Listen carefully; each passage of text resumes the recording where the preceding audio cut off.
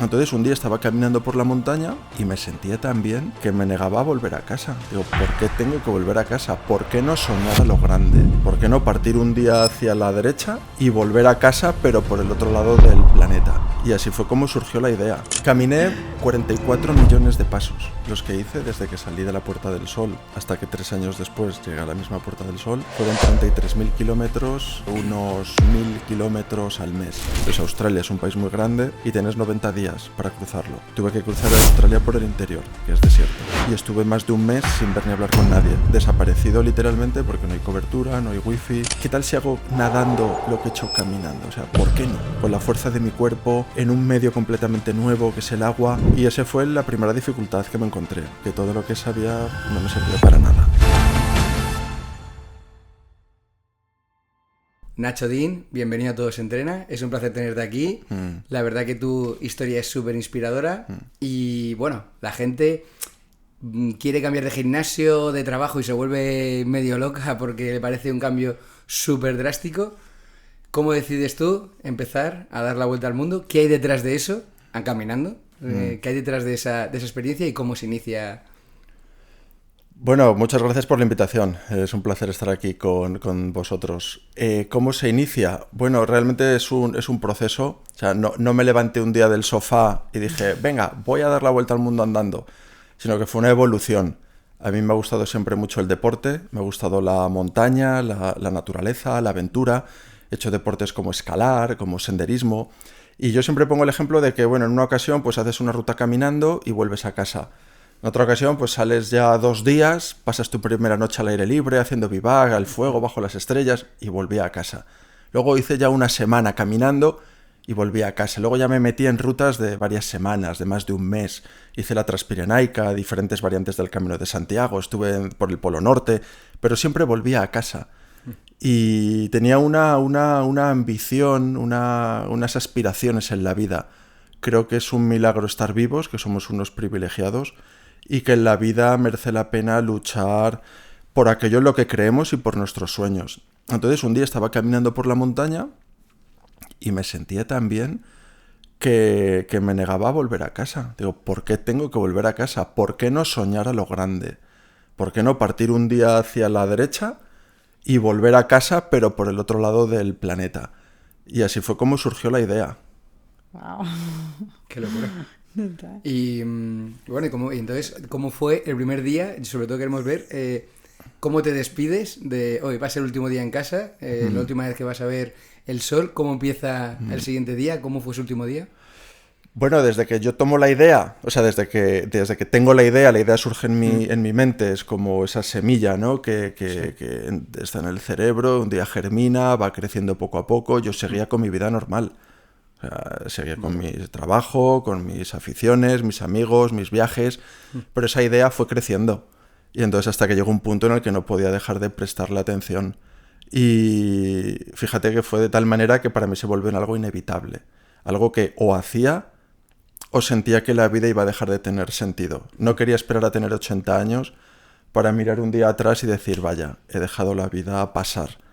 Y yo creo que es precisamente esa actitud, ¿no? El darte cuenta de que la vida es un regalo que nunca nos van a hacer 2 veces, que estamos en el mundo de paso, lo que me hizo coger con fuerza, con mayor intensidad ese proyecto.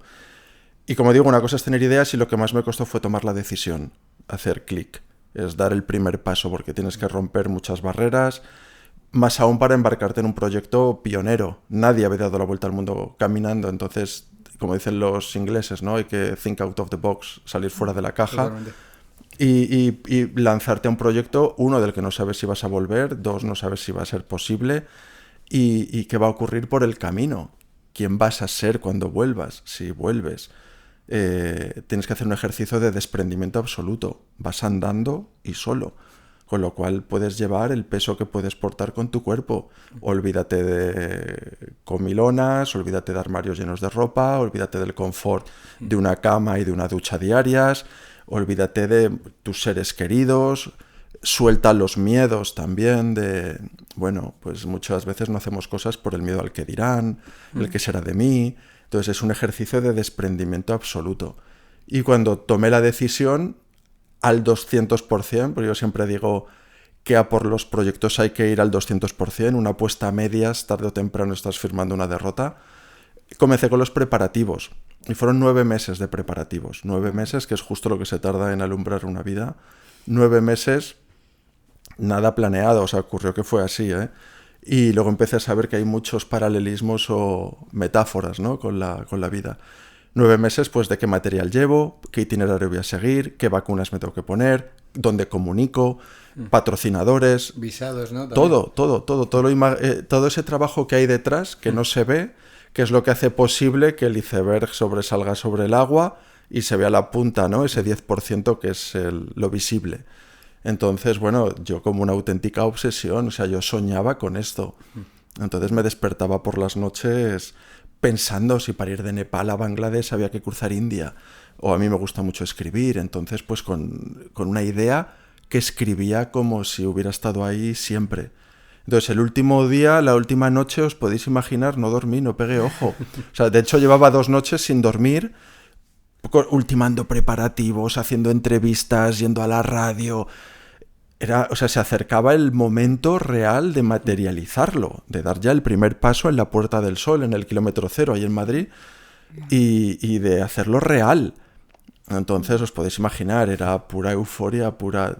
No os voy a negar que había incertidumbre, que había miedo, claro, pero inclinaba la balanza al lado positivo, las ganas. Y me imagino también esos 9 meses que habría como una sensación de a la vez de nerviosismo, miedo, con, joder, lo estás organizando y entonces eso cada vez ya no hay vuelta atrás, ya lo estás organizando, tienes que al final afrontar ese reto que encima es una cosa que nadie ha hecho, ¿no? Siempre está ese miedo de cuando el ser humano nunca ha hecho una cosa, que ha habido muchas veces en la historia de la humanidad que ha habido una barrera como mental de esto no lo ha hecho nadie, porque no lo ha hecho nadie, no se puede hacer. Y una vez lo hace alguien, ya lo puede hacer más gente porque, ostras, ya lo ves como real, ¿no? Claro. Como accesible. Entonces, esos 9 meses, me imagino cómo el miedo iba, el miedo, la incertidumbre, los nervios, también supongo que las ganas de salir ya habrán sido pues espectaculares, ¿no? Esa transición. Sí, como dice el proverbio, dice, los locos abrimos el camino por el que luego transitan los cuerdos. Es así, desde los inventores, los artistas, los ingenieros, científicos, exploradores, siempre hay alguien que hace las cosas por primera vez, ¿no? Entonces, bueno, tienes ese... Y la dificultad, pues bueno, pues hay muchas dificultades, físicas y mentales. Pero bueno, cada uno tiene un camino en la vida y esos 9 meses, pues es que realmente te diría que fueron 9 meses de... A veces vemos la vida con una especie como de velo, ¿sabes? La vemos como difuminada, entramos en automatismo, repetimos un día tras otro, con una insatisfacción, una infelicidad, quién soy, qué quiero, una brecha entre lo que hago y mi esencia. Pero realmente cuando yo tomé la decisión de emprender este viaje, este camino, fue ver la vida nítidamente, es decir, este soy yo y esto es lo que quiero.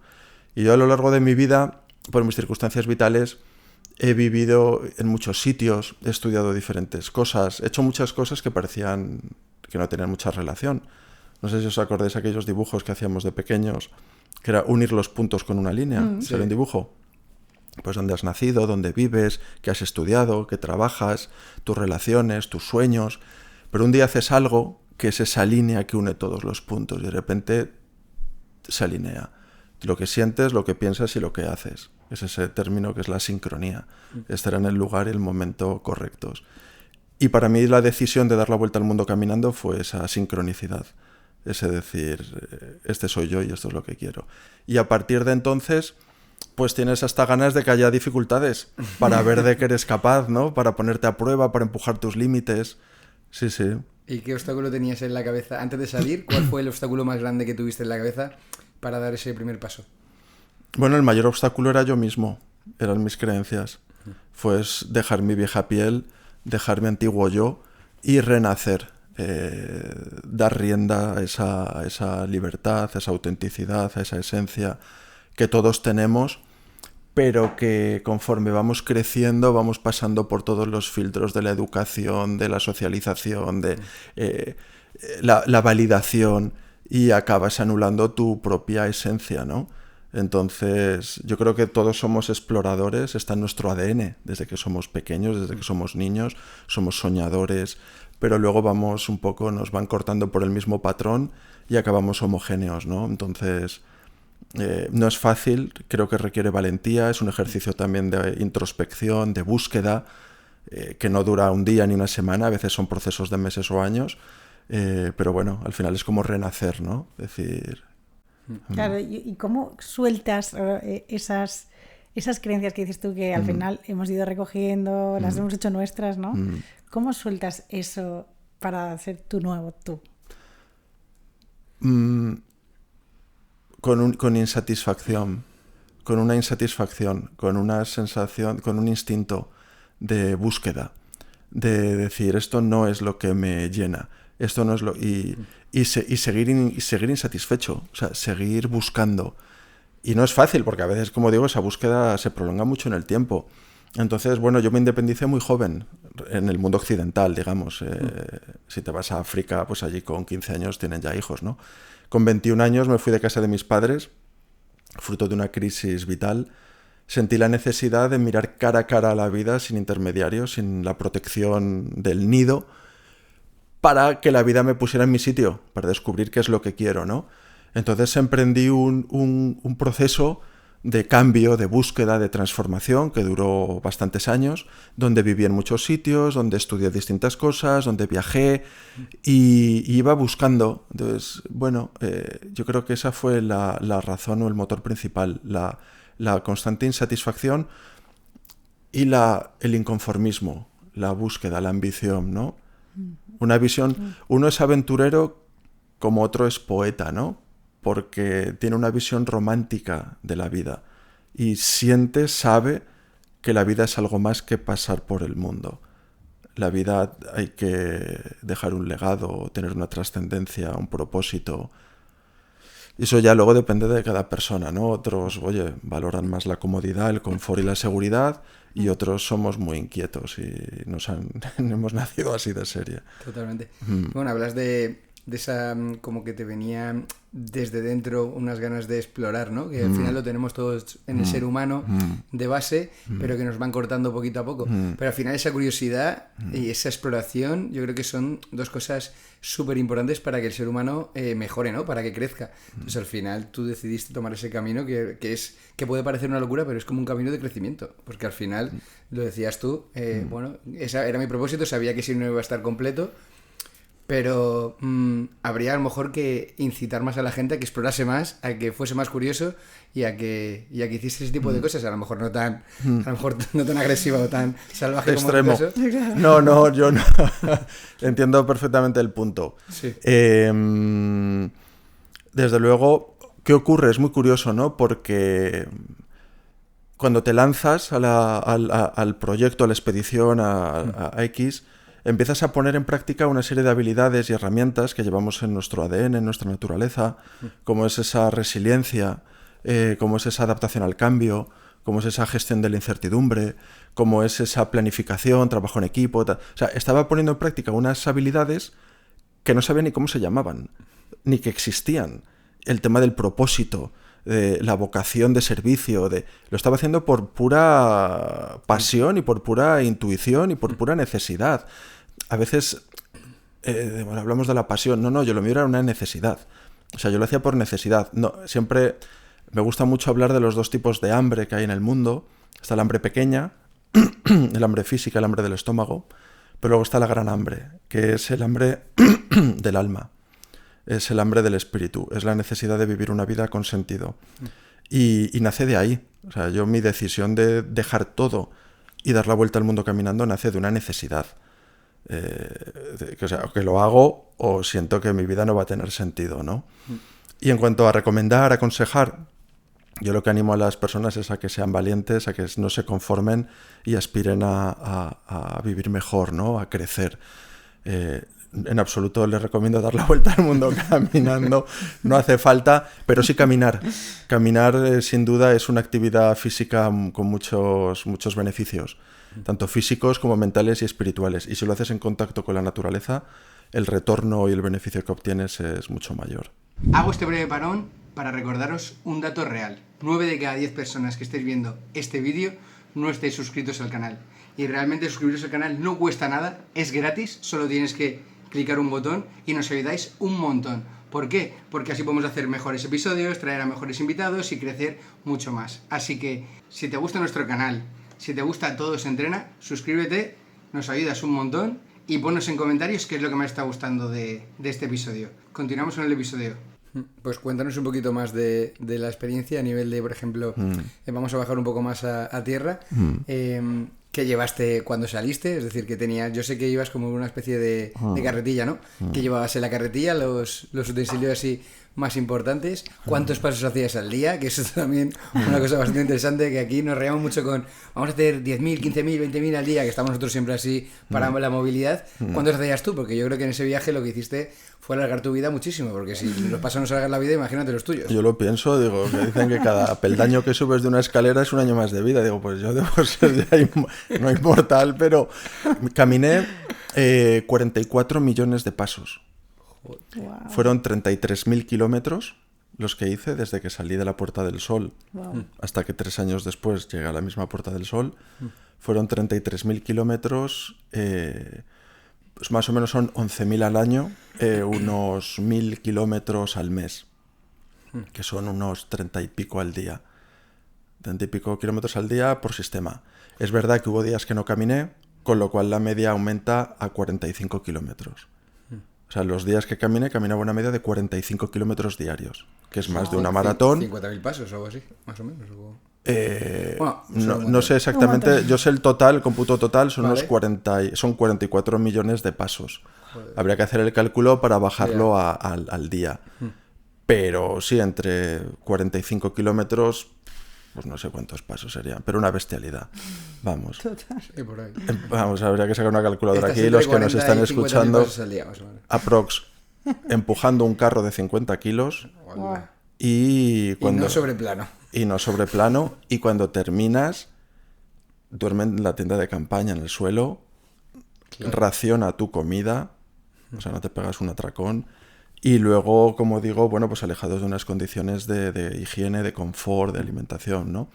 Entonces, ¿qué ocurre? Que es muy interesante ese proceso, no solamente el que se produjo en la toma de decisión y los preparativos, sino luego durante el desarrollo de la propia expedición, de descubrir el potencial que tenemos física y mentalmente. Estamos a veces, bueno, pues tabúes, ¿no? De, oye, pues hay que comer 3-5 veces al día, esta cantidad de aporte calórico, que sí, que está muy bien. Pero cuando no lo tienes, te das cuenta de que la verdadera fortaleza es mental y que el ser humano lleva afrontando adversidades y en entornos hostiles millones de años. Y hoy en día hemos alcanzado un estatus o un punto de desarrollo fantástico. Pero cuando sales de ahí, te das cuenta de que tenemos un potencial bestial.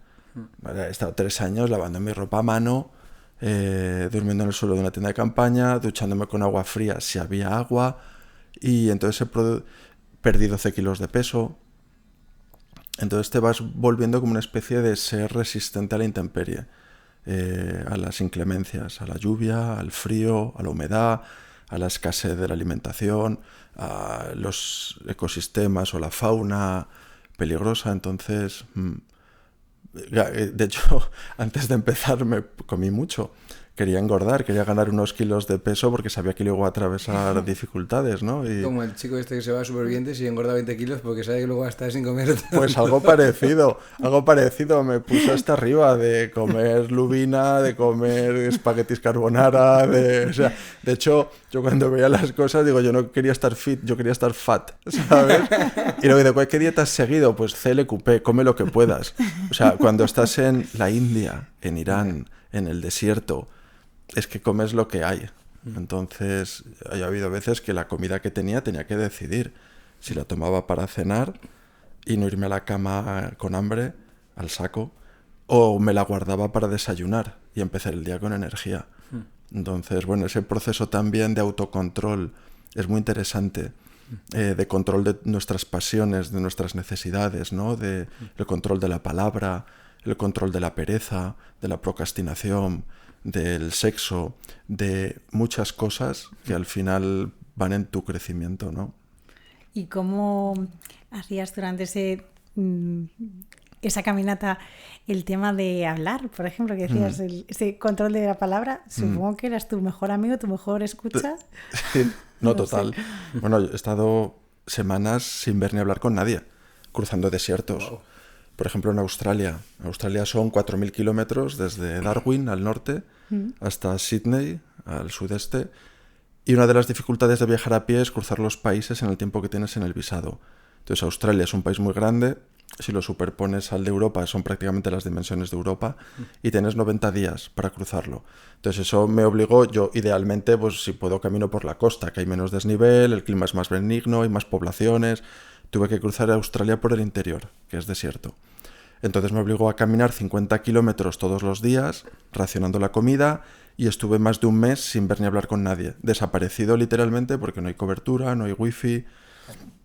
Entonces, bueno, pues hablas solo, a veces hablas solo, o sea, te inventas papeles en películas, das discursos, cuentas chistes graciosísimos, nadie los escucha, ojalá estuviera aquí alguien para... A veces te aburres, porque Australia además coincide que es un país muy plano, no tienes referencias o sensación de estar avanzando, no tienes sensación de que vayan pasando cosas, estás en un desierto, el horizonte está siempre lejísimos y confías en que cada paso que das te esté acercando a tu meta. Pero no lo tienes muy claro. Recuerdo que llevaba un mapa, llevaba 3 semanas caminando y apenas le había hecho una marca insignificante al mapa total. Y digo, esto es imposible. Además tampoco puedes hacer nada, o sea, no puedes levantar la mano y decir help, no puedes irte hacia atrás, no puedes quedarte en la tienda de campaña tomándote un vasito de leche con miel, tienes que seguir y seguir y seguir y seguir. Y bueno, afortunadamente con trabajo, ¿no? 3 días antes de que expirara mi visado llegaba a Sydney. Entonces, de hecho, recuerdo cruzando Australia. Australia es muy difícil cruzarlo incluso en coche. Hay mucho viento, por lo plano que es. Entonces hay unas épocas del año donde te recomiendan cruzarlo de este a oeste y en otra época al revés, de oeste a este. Entonces es frecuente a veces encontrarte con restos de comida en la carretera o en el desierto, porque los coches 4x4 llevan unas vacas donde llevan cereales, pasta, garrafas de agua y algunas se les caen. Entonces vas viéndolas por ahí. Recuerdo una vez, se me están acumulando las anécdotas, me encontré una bolsa de patatas fritas a la sal en el desierto y yo me tuve que frotar los ojos. Dije, esto es una broma, es un espejismo. Digo, esto me lo ha colocado alguien. Y claro, abrí la bolsa de patatas fritas y empecé a comérmelas. Digo, me falta la cervecita. Y claro, eran al punto de sal. Me entró una sed bestial. Y lo peor que puedes tener en un desierto es sed. Yeah. Así que nada, tuve que dejar la bolsa de patatas. Lo que os iba a comentar es que llevaba caminando por el desierto ya varias semanas y me encontré con una patrulla de policía que venía a buscarme. Porque mi equipo de España se había puesto en contacto con la Embajada de España, a su vez con Servicio de Emergencia Consular y la policía, y venían a comprobar que estaba vivo y estaba bien. Y bueno, pues estaba bien, pero eso caminando por el desierto sin ver ni hablar con nadie. Claro, porque una cosa es la aventura que tengas tú solo contigo mismo, hablando contigo mismo, pero tu entorno, los que no saben nada de ti, también están haciéndose todas las preguntas del mundo y sin poder solucionarlas o darles respuesta. Claro, el viaje lo hace no solo quien se va, lo hace también quien se queda.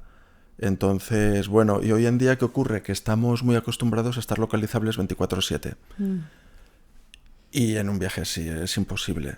Entonces tienes que avisar con antelación, oye, me voy a adentrar en Australia, voy a cruzar el desierto más árido del mundo en Chile. Hablamos dentro de 2 meses. Hablamos dentro de 2 meses, efectivamente, que sepáis que tengo todo planificado, Y ese es uno de los frentes mentales más difíciles de gestionar también. Porque es un proyecto tan al límite que requiere que toda tu energía y concentración esté en el paso que estás dando. Vas expuesto, eres muy vulnerable, vas solo. Entonces, ¿qué ocurre? Que la preocupación de tus seres queridos es tu preocupación. Y un despiste, un error, pues en un partido de fútbol ganas o pierdes, pero en una expedición te puede salir muy caro. Entonces, bueno, afortunadamente tengo una familia y un equipo que me saben dar la confianza y la libertad necesaria para que yo me pueda volcar al 100% en estos retos. El monumento se lo merecen ellos. Y en esas situaciones que me estaba imaginando ahora que estuvieses ahí solo y tal, te habrás tenido visiones, te habrás imaginado cosas, ¿no? Habrás tenido a lo mejor alguna experiencia así, a lo mejor de creo que en esta noche hablé con un espíritu o tal. Te habrá pasado eso porque al final trasciendes a otro nivel, ¿no? Y estás ahí solo y la mente, pues ya no sabemos si es que te juega malas pasadas o es que a lo mejor trasciende como tal, ¿no? Sí, pasa, obviamente. Recuerdo, por ejemplo, en los Andes. Acababa de cruzar Chile, cruzar los Andes para entrar a Bolivia y volver a cruzarlos para bajar a Perú. Entonces llevaba ya más de 2 años caminando por el planeta. Distintos países, culturas, fronteras, idiomas, monedas, visados, Una de las cosas más difíciles es adaptarte a tanto cambio. O sea, cada día es diferente, cada día es nuevo. El paisaje que ves con los ojos, las personas que conoces, dónde duermes, dónde te levantas, qué peligros va a haber. Y eso te hace estar en un estado de alerta constante. De hecho, una de las cosas que más me costó cuando terminé fue rebajar el nivel de alerta. Volver otra vez a la vida cómoda y civilizada. Y ahí fue precisamente cuando me empezaron a ocurrir todos los accidentes y cuando bajas la guardia, ¿no? Te quemas por el sol porque ya no te echas crema solar, te tropiezas con el escalón, en fin, esas cosas, ¿no? Y estaba bajando de los Andes y claro, son todo convencionalismos. Los nombres de los países, los idiomas, son todo invenciones del ser humano. Pero cuando estás en la naturaleza, al aire libre, todo eso se vuelve subjetivo.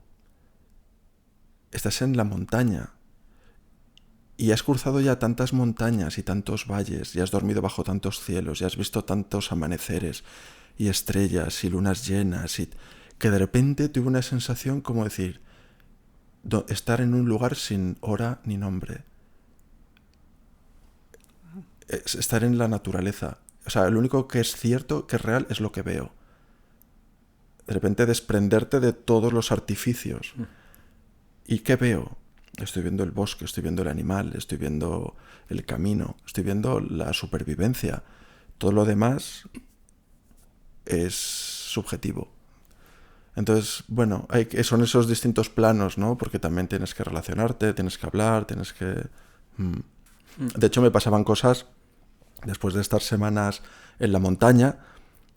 Llegaba a una población y eso de cruzar el paso de cebra con la lucecita del botón, del muñeco, apretarle el botón, me parecían cosas, entrar en un supermercado, toda la comida ordenada por estanterías, con colores, con música. O sea, me parecía todo como muy de diseño, ¿no? Claro, había un choque de lo que habías vivido las semanas antes a eso. O sea, como si vinieses a otra época, ¿no? Algo así. De que la tecnología ha automatizado todo.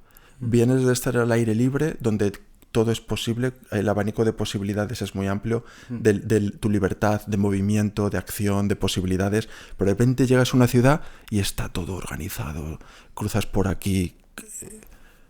Bueno, y lo que la gente estará preguntando seguramente es qué peligroso es dar la vuelta al mundo andando, ¿no? O sea, al final hay muchos peligros. Ya no hablamos de si te vas a la naturaleza y el mundo animal, que también, pero estamos hablando de que, joder, si ya cuando vas en una ciudad, estás aquí en Madrid, estamos ahora en Madrid y es... No, pero Madrid es muy seguro. Sí, bueno, pero tampoco te vas a esta zona, ¿sabes? Entonces, imagínate en el mundo, que entiendo yo que habrá estas ciudades que... Es que hasta esa ciudad hay pocos sitios poco seguros. Entonces, ¿cómo fue esa experiencia? ¿Cómo lidiaste con eso? Sabemos que tuviste como una especie... En México, ¿no? Te intentaron asaltar con machetes y tal. ¿Cómo fue eso? ¿Los peligros que afrontaste? Bueno, claro, vas andando y luego ha sido una vuelta al mundo La vuelta al mundo la di sin patrocinadores, sin coches de asistencia, sin fisioterapeutas, sin psicólogos deportivos, sin nutricionistas. Si os hubiera conocido, pues me hubiera encantado contar con vuestro consejo, ¿no? Pero entonces, ¿qué ocurre? Que de repente todo depende de tu planificación y de tu entrenamiento. Entonces, por eso elevas tanto la guardia. Es decir, a mí me gusta siempre poner el listón muy alto, que me dicen, apunta a las estrellas para llegar a la luna, ¿no? Pues entrena lo más duro posible, así luego cuando se dé la situación estarás bien preparado. En todos los sentidos, ¿no? Entonces, ya antes de llegar a México había vivido momentos muy al límite. Presencié un atentado terrorista en Bangladesh. Joder. Entonces, tienes la sensación de que estás en el lugar y el momento equivocados. Tienes una reacción muy instintiva. O sea, por mucho que planifiques, va a haber situaciones nuevas. Y Y eso es interesante no tanto porque yo sea un temerario ni quiera poner mi vida en juego, sino por el conocimiento que tienes de ti mismo en situaciones tan al límite, ¿no? Contraje la fiebre chikungunya en Chiapas, en México. Entonces no hay vacuna, no hay remedio y tienes que esperar a ver cómo tu organismo lo combate. ¿Y ahí paraste o seguiste? Ahí estuve en casa, afortunadamente, en casa de un amigo que me acogió en su casa 6 días en Oaxaca y 6 días con 41 grados de fiebre, dolor de articulaciones. Chikungunya significa enfermedad del hombre retorcido. Del dolor de articulaciones que te provoca. Y no hay... Te imagínate, 41 grados de fiebre, unos delirios, unos tal, no sé qué. A mí ya no me preocupaba el viaje, me preocupaba mi salud y la continuidad, ¿no? Estuve a punto de acabar en prisión acusado de espionaje por culpa de unas fotografías en la frontera entre Armenia e Irán. Entonces, ¿qué ocurre? Que son como gotas que van llenando el vaso hasta que ya es una que ya tiene la sensación de que va a desbordar, que fue el asalto en México.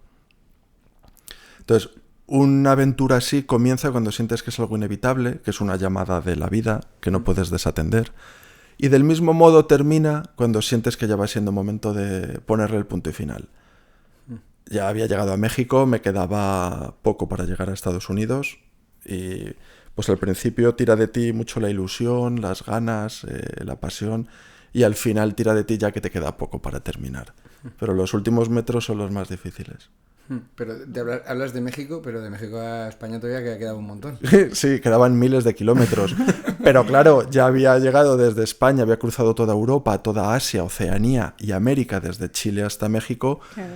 Cruzar México, Estados Unidos y Portugal era ya... Pues no sé cuántos kilómetros eran. Pues no sé. Sí, pero hay que tenga un 5.000. Sí, pero ya es un porcentaje pequeño. Y Estados Unidos, sobre todo, es un país mucho más seguro. Venía de cruzar toda Centroamérica, claro. Honduras, Salvador, Guatemala, México.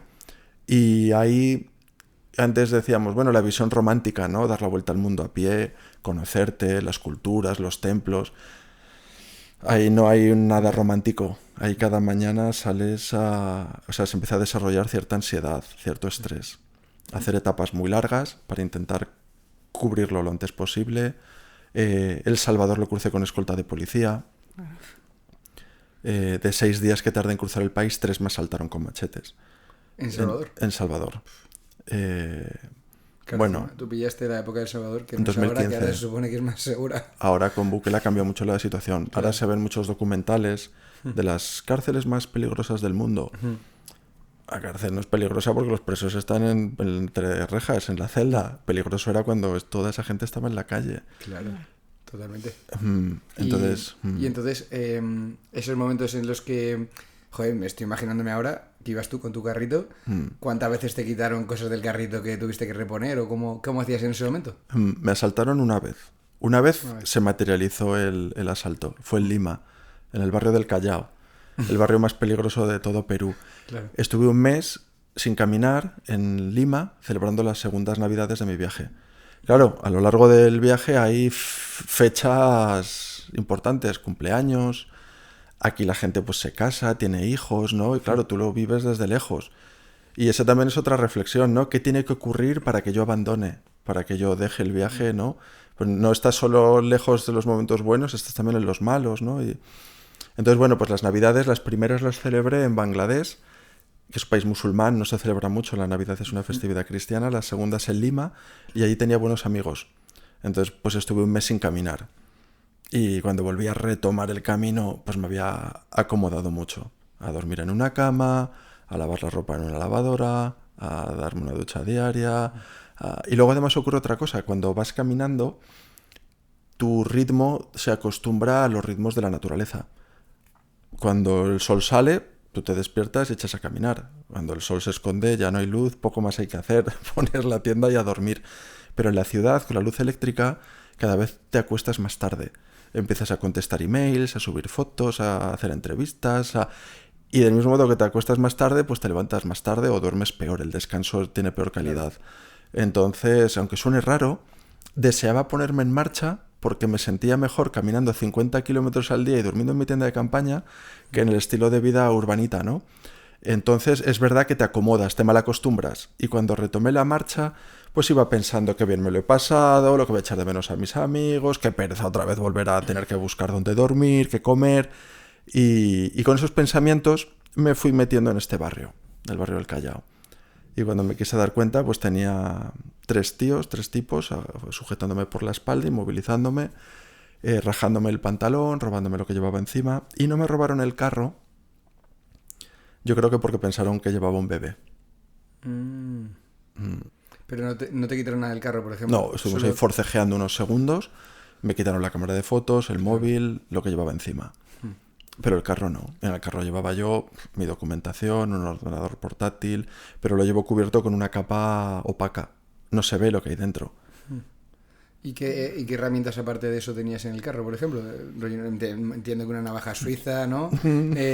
Cosas de ese estilo. Dinos algún utensilio que a lo mejor la gente no puede ni imaginarlo, pero que es súper útil. Bueno, llevaba una Leatherman. Una navaja, no es una navaja, es una herramienta multiusos que tiene destornilladores, que tiene llaves inglesas, que tiene... y vale para todo. Incluso es una herramienta pesada que te sirve para clavar las piquetas de la tienda o para tirársela bien a la cabeza. Sí. Entonces es una herramienta muy útil, me ha venido muy bien. En el carro llevaba pues algo de ropa, 2 mudas, que tampoco pues tienes que estar lavando a mano y que iba cambiando un poco en función de la época, de la estación o la latitud en la que estuviera, pues incluía pues un abrigo o una tela mosquitera para dormir en Asia Central, por ejemplo. Claro. Llevaba un saco de dormir, una esterilla y una tienda de campaña para dormir siempre que se hiciera de noche. Llevaba agua, comida, un botiquín de primeros auxilios, tecnología, porque decidí contar el viaje, hacerlo público, y 4 cosas más. O sea, el cuchillo, el frontal, una cuerda y mi documentación, mis diarios. Bueno. Cada elemento del equipaje es necesario, porque cuesta mucho moverlo. Claro. Entonces eso es otro aprendizaje también. No te puedes permitir coger y tirarlo cuando se rompe, sino que tienes que aprender a arreglar las cosas. Era una persona súper ordenada, o sea, muy disciplinada. Todo tenía su sitio y cuidadosa. Y de las noches que estabas hablando antes de la tienda de campaña, sí, habrás dormido en sitios espectaculares, o sea, brutales. Espectaculares. Cuéntanos un poquillo así, ¿cuál es el sitio más espectacular, el más extraño en el que has acampado? Bueno, he dormido en sitios espectaculares. O sea, antes hablábamos del desierto de Atacama, el desierto de Chile, el norte de Chile. En ningún lugar del planeta he visto estrellas como en ese desierto. Recuerdo abrir la puerta de la tienda de campaña la primera noche, mirar al cielo y tener que volverme a meter. Porque es un cielo que pesa. O sea, son tantísimas las estrellas que te corta la respiración. O sea, ves la Vía Láctea, satélites, estrellas fugaces... Y te das cuenta, ¿no?, también de lo desconectados que estamos de la naturaleza, pero también de las estrellas, ¿no? O abrir la puerta de mi tienda de campaña en Mindo, en las selvas de Mindo, en Ecuador, y ver toda la jungla iluminada con miles de luces verdes de las luciérnagas, ¿no? Dormir en la selva es difícil porque hay mucho ruido, monos, ranas, pájaros, insectos, o sea, hay una algarabía por las noches que es bestial. Y tú con las puertas bien cerradas y dices, aquí no, que no me entre cualquier bicho, ¿no? Y sitios raros en los que he dormido. He dormido en templos budistas, he dormido en mezquitas. Recuerdo, por ejemplo, en Indonesia. Se hace de noche, tienes que dormir. A veces el entorno es hostil, tienes que llamar a una puerta y pedir cobijo. Entonces recuerdo que me acogieron en una mezquita y estar durmiendo. Y claro, cada 6 horas se reza.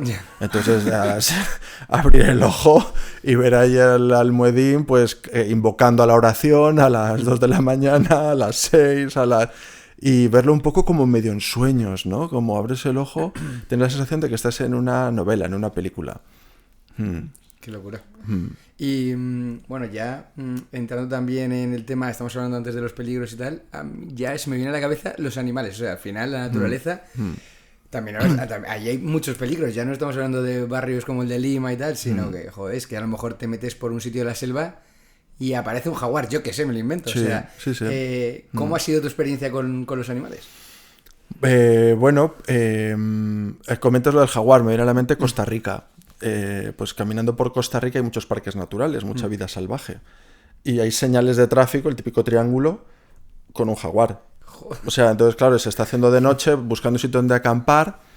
Pues aquí no voy a poner la tienda, fíjate. Entonces, recuerdo estar hablando con unos agentes forestales de allí de Costa Rica y decir, mira, camina un poco más, te vas allí a una zona que hay de camping, pues donde hay naturalistas, hay biólogos, gente que va a dibujar, a hacer fotografías, a descubrir nuevas especies. Y recuerdo llegar allí de noche, poner la tienda de campaña y por la mañana abrir y un insecto palo de este pelo en mi tienda de campaña, monos de cara blanca saltando por las ramas, tucanes de no sé qué, o sea, fascinante. Percances, pues he vivido percances. Estuve frente a un rinoceronte salvaje en las junglas de Nepal. Seguro que conocéis el libro de la selva, sí, de Rudyard Kipling, el de Mowgli, Bagheera y tal, pues es en esa zona del mundo, al norte de la India y el sur de Nepal. Entonces, ahí hay elefantes, hay anacondas, hay macacos saltando de aquí para allá, hay tigres. Entonces, claro, poner la tienda de campaña para dormir por la noche ahí no es muy seguro, y por eso pues siempre buscaba dónde dormir, ¿no? Entonces recuerdo estar en las selvas de Chittown, cerca de la población de Sauraja, y hay mucha niebla. El Nepal, ¿sabéis? Es un país que si tú ves el corte es desde las montañas más altas del planeta, el Himalaya, hasta el sur del país, que pasa de los 8.000 y pico metros de altitud a apenas 60 metros sobre el nivel del mar. Es una cuesta. Entonces todos los ríos y el agua que cae de las montañas del Himalaya riegan y nutren toda la zona de jungla que hay al sur. Entonces, pues hay esos animales, hay esa fauna. Entonces estaba en esta región y me dijeron, oí gritos de gente local, cuidado, hay un rinoceronte. Entonces, y salen todos corriendo y yo me quedé allí en la niebla.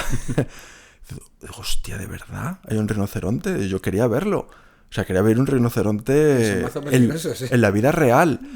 Entonces, claro, en esos momentos estás con el instinto, porque salió el rinoceronte, un rinoceronte enorme, son muy peligrosos, son muy rápidos, son muy territoriales, pesan miles de kilos, pero son herbívoros.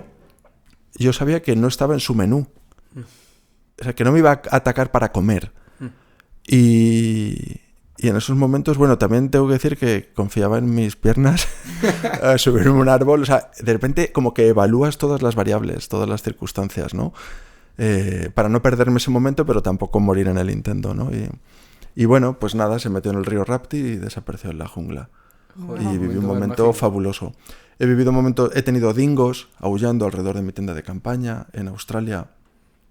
Y también animales marinos, ¿alguna experiencia con Sí, cocodrilos. Joder. No nadando.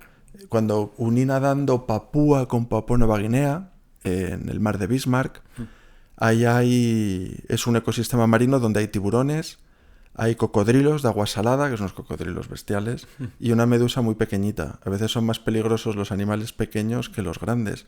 El mosquito que me picó en México era un mosquito, claro. El Aedes aegypti.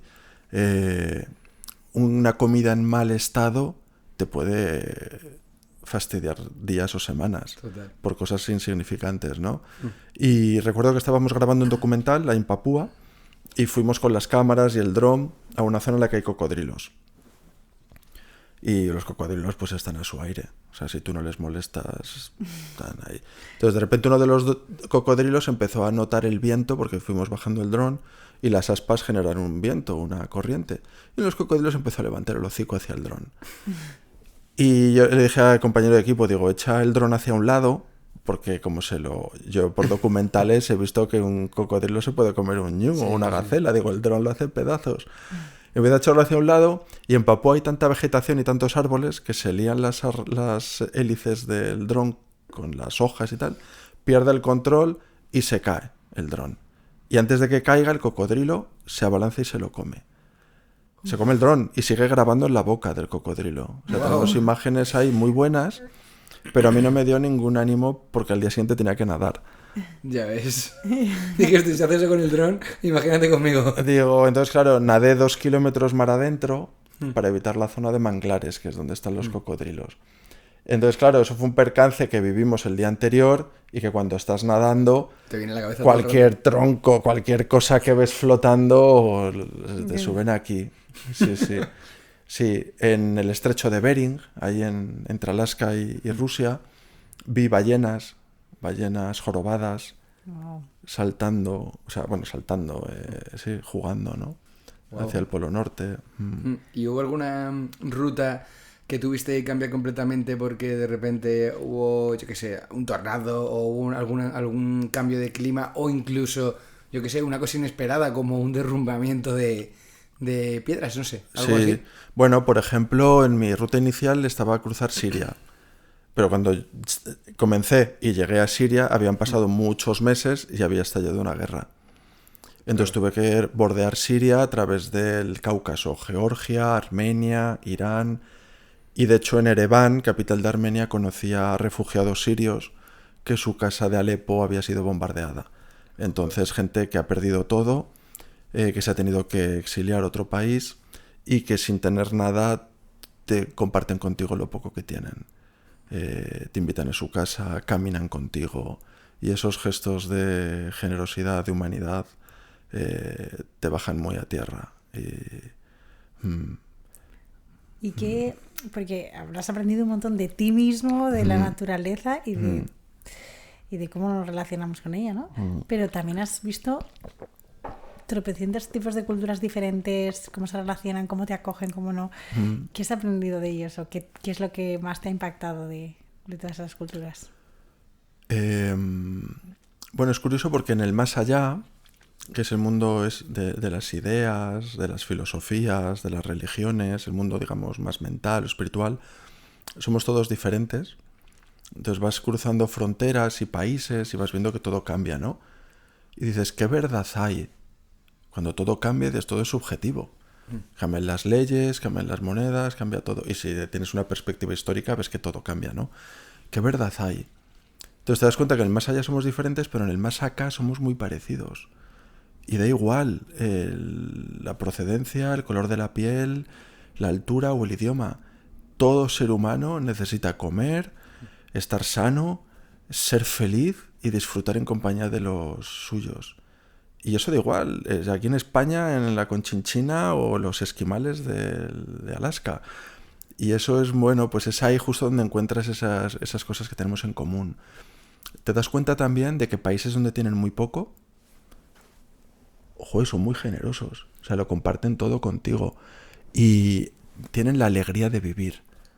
Aquí tenemos tanto y de todo que nos hemos mal acostumbrado. Damos por sentado que tenemos derecho a todo por el simple hecho de nacer y no valoramos, no apreciamos. Pero cuando tienes poco, cada cosa es valiosa. Entonces, esa alegría de vivir, esa sonrisa, esos bailes, esa generosidad, eso ha sido también algo muy, pues un gran aprendizaje, ¿no? Y a nivel físico, estaba pensando, claro, al final tienes que andar eso, unos 50 kilómetros al día. ¿Te preparaste los meses antes, los meses previos? ¿Ya estabas tú en forma? Después, cuando iniciaste tú ya la experiencia, ¿cómo te ibas manteniendo de otra forma? Aparte de andar, ¿intentabas hacer, por ejemplo, musculatura o algún tipo de entrenamiento? Bueno, yo llevo toda la vida haciendo deporte, aunque yo tampoco lo he llamado deporte porque para mí ha sido como un juego, una mezcla de movilidad, de conocerme a mí mismo, una necesidad. O sea, al final cuando pasaba unos días sin poder hacer deporte, empezaba a sentirme un poco... me subía por las paredes. Claro. Entonces para mí ha sido una necesidad a través del juego, ¿no? Y entonces toda la vida pues me ha gustado correr, me ha gustado montar en bici, me ha gustado escalar. Entonces vas aprendiendo una gestualidad, tus limitaciones. Bueno, entonces he caminado muchísimo. Pues, Queda claro. Claro, no durante...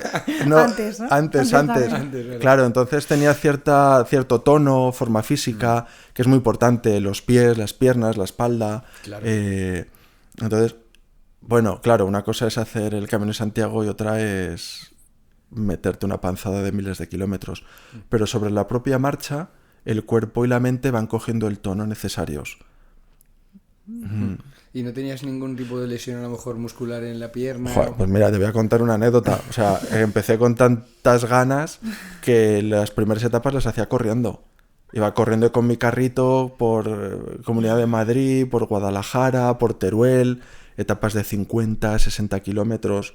Y un día, antes de cruzar el río Algars, creo que se llama, entre Teruel y Tarragona, sentí un dolor muy fuerte en la rodilla derecha. Y digo, no me fastidies, que me he lesionado, que todavía estoy en Teruel y ya se acabó el viaje. Y en ese momento, bueno, como es España, tengo amigos y familiares, aproveché para descansar, tomármelo con calma. Y dos, me di cuenta de que en un proyecto tan a largo plazo la paciencia es una cualidad fundamental. Así que bajé un poco el ritmo, empecé a caminar etapas de 20, 25, 30 kilómetros. Y bueno, ya luego tuve tiempo ya de caminar 50, 60 y 80. Pero eso fue al poco de empezar. Los primeros meses por España, Francia, Italia, no sabía si dormir boca arriba, de lado, boca abajo, porque me dolía el cuerpo, me dolían los pies. O sea, estás en la tienda de campaña, claro, y estás en el suelo. O sea, es verdad que llevo una esterilla, pero te duelen los pies. Comes cosas en mal estado, pues coges una gastroenteritis. Entonces empiezas, bueno, pues tienes que beber agua para reponer el líquido que tu cuerpo está echando. Entonces sí, la relación con tu salud física y con tu cuerpo es fundamental. El masajearte bien los pies, el cómo te cortas las uñas, hay una transformación. Quiero decir, perdí 12 kilos de peso, que os comentaba antes, entonces la parte del tronco superior se queda muy delgada, las piernas fuertes y los pies pierdes incluso un poco de puente. Imaginaos miles de kilómetros todos los días caminando, entonces hay una transformación física. Totalmente. No, y estaba pensando en la intuición cómo la agudizas, ¿no? Totalmente. Y los sentidos, que son las herramientas, nuestros canales de conexión al entorno, la vista, cómo se agudiza. Claro. Normalmente estamos en una ciudad, más de 10 metros hay un edificio. El ruido. Cuando estás al aire libre en la naturaleza, no hay grúas, ni máquinas, ni coches, ni obras, ni claxon. Entonces el oído se agudiza muchísimo. Y estás en la noche y tu oído no ves, pero sí oyes. Y oyes ruidos alrededor de la tienda, y ramas que crujen, y olfatos alrededor, el gusto, el sentido del gusto. Y luego es un viaje que no es solo físico, es sensorial. Porque, por ejemplo, el color de la tierra es diferente. Hay amarillos, hay ocres, hay rojos. Los olores de los árboles, de los frutos, de las flores en las estaciones, de los inciensos, las comidas, o sea, es un viaje sensorial. Claro. Y... De hecho, fíjate que cuando llegué de nuevo a Lisboa, a Portugal, racionalmente sabía que estaba ya en la vieja Europa. Portugal, el idioma. Pero sensorialmente algo dentro de mí me hacía sentir que ya estaba en casa, por la luz del Atlántico, por el tipo de vegetación. Era marzo de 2016, primavera, los olores. Había algo que yo sabía ya que estaba en casa. Y de todos los países que has visitado, ¿cuál ha sido, tú crees, o a lo mejor no es un país como tal, sino que regiones, crees que la gente era más amable o más simpática, que te sorprendió y dijeras, joder, en esta zona del planeta son excepcionalmente simpáticos, amables? Me ha pasado de todo. O sea, en Croacia, fíjate que acababa de salir de... Donde menos amables, a ver, tal vez en la Europa occidental. En la Europa occidental, porque somos más desconfiados, más recelosos, más... O sea, veía un tío con un carrito y decía, pues este me va a robar, o este es un vagabundo. Pero curiosamente cruzo con la Europa oriental, la antigua Yugoslavia, ya Eslovenia, Croacia, Serbia. Sentarme en un banquito y salir la gente y sentarse a mi lado y sin hablar el mismo idioma, estar media hora, jiji, jaja, riéndonos, sin saber muy bien de qué hablamos, pero con el lenguaje más antiguo, que es el de la sonrisa, y es un lenguaje universal. Estar cruzando Armenia y acercarme a comprar algo a un puesto y coger la vendedora y darme una bolsita y decir, no me des nada. Digo, hombre, dice, no, dice, como que Dios provee, ¿no? Qué bueno. Entonces me ha pasado gestos de generosidad, realmente de estar conmocionado, porque cuando vas a pie, viajas caminando, todo lo que te ocurre es muy intenso. Lo bueno es muy bueno y lo malo es muy malo. Entonces esos gestos de generosidad, de humanidad, te hacen estar en un estado constante como de gratitud, ¿no? Y ahora me surge una duda de, tú estás ahora yendo otra vez aquí en Madrid, ¿no? En un pueblito Bueno, en la montaña. luego entraremos en cómo has hecho esa transformación y a vivir ahora, pero mi duda es, habiendo conocido todo el mundo, ¿no conociste una región que dijeses, pues tengo que vivir aquí? Sí. Sí, ¿no? Sí, pero difícil es llegar, pero a veces más difícil es irte. Había llegado andando, pero yo tenía un compromiso. Había adquirido un compromiso, había hecho el viaje público, con el equipo, con la sociedad, pero sobre todo conmigo mismo. Entonces no era nada fácil, porque te encariñas de los sitios, de la gente, te surgen oportunidades personales, profesionales, pero tú te tienes que ir. Entonces eso no es fácil, volver otra vez a salir al camino y decir bye bye, y te conviertes en un ave de paso. Hecho como una colcha de retales, hecho de muchos fragmentos de colores, de experiencias, de personas, y luego también tienes que convivir con la soledad. Hay una soledad física, como en un desierto, pero no estás solo porque estás contigo, estás en tu camino haciendo aquello que amas. Pero hay otra soledad que es espiritual y la puedes sentir rodeado de miles de personas, y es no encontrar a nadie compartiendo tu visión de la vida, tus valores. Y eso es un aprendizaje también muy interesante. El ser humano es un ser social y a veces renuncia a su propia autenticidad por formar parte del grupo. Y ahí es cuando se siente solo, por el miedo al que dirán.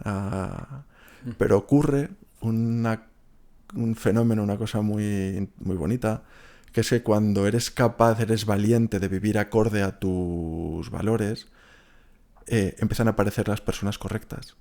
Empiezan a aparecer las personas alineadas con tus valores, con tus sueños, con tus mismas inquietudes, ambiciones. Entonces a veces es inevitable sentirte un poco Quijote. Vas ahí con tu causa, con tu quimera, con tu carrito, ¿no? Con tu caballo con la lanza en ristre, tu causa medioambiental, tu mensaje de inspiración, el ser humano merece la pena, atreveos, luchar. Pero vas pasando por casas, por hogares, por familias, ves que todo el mundo busca la estabilidad, se junta. Y ¿tú no tienes casa? ¿No tienes familia? Digo, sí tengo, pero tengo una causa, tengo una llamada que atender, ¿no? Entonces, bueno, al día de hoy soy padre, tengo hijas, y todo camino implica una renuncia. Entonces, claro que sí, me iría a Alaska, a una cabaña, allí un año a escribir un libro. Me iría a Nueva Zelanda, me iría a Siberia, sí. Pero bueno, oye.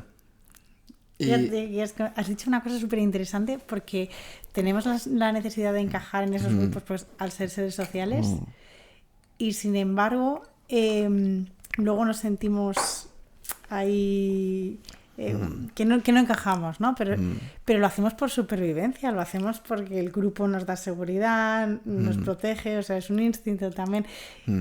Y la única forma de encontrar el grupo exacto es al revés. Claro. Es primero pasando por la supervivencia, por, oye, yo y mi situación y mis valores y tal, y ya aparecerá el grupo, y no en ese... Totalmente. Es muy contraintuitivo. De hecho, nosotros tenemos una naturaleza animal, formamos parte de la naturaleza. Y, por poner un ejemplo, en un entorno hostil, lo raro, lo extraño, lo diferente nos genera rechazo. ¿Por qué? Porque de ahí es una herramienta de supervivencia. Una serpiente, una seta de colores, un ruido en la noche. Pero luego nosotros hemos evolucionado. Y lo que no podemos hacer es replicar el mismo principio, que es rechazar lo que es diferente. ¿Qué es lo que hacemos? Porque nos estamos perdiendo una oportunidad de crecimiento bestial. Si solamente aceptamos lo que piensa y dice como nosotros, y ocurre que rechazamos lo que es diferente, ¿no? Entonces eso es por un principio que es de nuestra naturaleza animal. Entonces es muy contraintuitivo. El propósito de la naturaleza es sobrevivir y abrirse camino. Pero en las sociedades modernas, civilizadas, ya esa necesidad ya la hemos cubierto con creces. No nos vamos a morir de hambre. Entonces el ser humano necesita encontrar un nuevo propósito que le dé sentido a su existencia, porque el propósito de su naturaleza ya lo tiene cubierto. Y de ahí es de donde viene ese vacío, esa búsqueda existencial, esas crisis que hay en las sociedades modernas. Porque tenemos tanto y de todo que hemos perdido el sentido. ¿Para qué vivo? ¿Para qué estoy aquí? Y eso es clave. Total. Y además, hablabas que has estado con tu nivel de alerta, ¿no? Supongo de ahí la amígdala a tope para que no te pase nada. Y sin embargo, la gente que está acomodada también está así todo el rato. O sea, creo que si no es el estrés la primera causa de cualquier enfermedad, es la segunda o la tercera. Porque estamos todo el rato con ese nivel de alarma, de alerta, de todo es un peligro, todo es una presión, ¿no? ¿Qué podrías decir para que la gente pues tome conciencia de esa distancia, ¿no? Que aquí no hay ese peligro, ¿no? Y sin embargo ahí sí que era un peligro real. Sí, totalmente. Claro, cuando estás al aire libre estás muy expuesto, ¿no? Entonces tienes que estar muy alerta. Aquí el estrés viene de otras fuentes o de otro origen, que es la ansiedad. Estamos en una sociedad que está medicada, o sea, con los mayores niveles de estrés, de depresión, de suicidio, y es muy alarmante. A mí me preocupa muchísimo. Son señales a las que no estamos prestando atención, y eso es una señal de que estamos en el camino equivocado, ¿no? Algo pasa, no estamos atendiendo una necesidad de salud mental y espiritual. No solo somos organismos físicos con necesidades físicas, tenemos una necesidad mental y espiritual. Y creo que estamos llevando un camino donde estamos prestando demasiada importancia a lo físico, a lo material, dejando de lado, que ese es otro aprendizaje al hilo de la pregunta anterior, de otras religiones, otras culturas, otros países, es la importancia que le dan a lo espiritual. Y aquí lo hemos perdido. Entonces, es parte de nuestra esencia. O sea, el ser humano necesita creer en algo, necesita encontrar por qué es y para qué es. Entonces, que trabajar eso es fundamental. Porque puedes ser la persona más rica del mundo y estar vacío, y estar triste. Y al revés. Yo un aprendizaje que quiero compartir con vosotros es que ni nuestra felicidad ni nuestra paz interior dependen de lo que tienes, sino de tener un propósito dándole sentido a lo que hacemos. Dependen de lo que hacemos. Yo he estado 3 años viviendo con lo que cabe en un carrito, durmiendo en el suelo, y he sido el tío más feliz del mundo. Eso es bestial, porque a partir de ahí ya solo puede ir a mejor. ¿Sabes lo que quiero decir? Cuando estás tan al ras, todo lo demás es un regalo. Claro. Valoras y aprecias todo muchísimo más. Entonces creo que eso es importantísimo. Qué bueno. Bueno, aún así yo creo que en ese momento tú eres una persona rica. Es decir, a lo mejor había gente que te vería con ojos Total. de eres una persona pobre, y yo te veo como riqueza y como envidia. Me cuentas la experiencia y digo, yo a veces he planteado hasta cosas así en mi mente de voy a hacer eso, pero por experiencia no tan grande, pero a lo mejor una más pequeñita, y veo tu experiencia, la escucho, me imagino e intento empatizar un poco contigo en esos momentos, aunque haya dificultades y sea complicada, me parece que eso es riqueza. Total. A mí me gusta mucho ahí, yo soy una persona que me gusta mucho bajar a esquemas o a dibujos los conceptos, ¿no? Digo, mismo que me gusta escribir, me monto unos gráficos y unas flechas y unas cosas, los círculos concéntricos, como el árbol, ¿no? Los anillos. Muchas veces ponemos en el centro de nuestra acción la búsqueda del dinero, del éxito, de la fama. Y ponemos fuera, de cara a la galería, el maquillaje, ¿no? Que son los valores, que es el make-up, ¿no? Pero luego viene la sensación de vacío, la insatisfacción, porque la vida es más cosas, ¿no? Sin embargo, cuando en el centro de tus motivaciones pones tu alma, pones lo que amas, pones tu pasión, el éxito, la fama, el dinero, son una consecuencia. Y llegan. Y si no llegan, te da igual, porque tú has hecho lo importante, que es ser fiel a ti, ¿no? Entonces, es otra cosa que es contraintuitiva, que es en vez de enfocarnos en lo material, enfocarnos en lo espiritual. Y Nacho, ¿cómo fue esa vuelta a a la vida cómoda, normal, ya supongo que por un lado verías a tu familia, estarías muy feliz, pero por otro lado, pues después de 3 años dando la vuelta al mundo y cambiando todo el rato, tienes que estar en un sitio ya otra vez fijo y encima con unas comodidades completamente diferentes. Entonces, ¿cómo fue esa situación? ¿Cómo la viviste? ¿Qué te venía a la cabeza? Pues mira, mentalmente estaba feliz, estaba contento, estaba de nuevo con mis seres queridos, satisfecho por haber cumplido, por haber sido valiente, por haberme atrevido y por haberlo conseguido. Y eso te da una confianza también muy grande.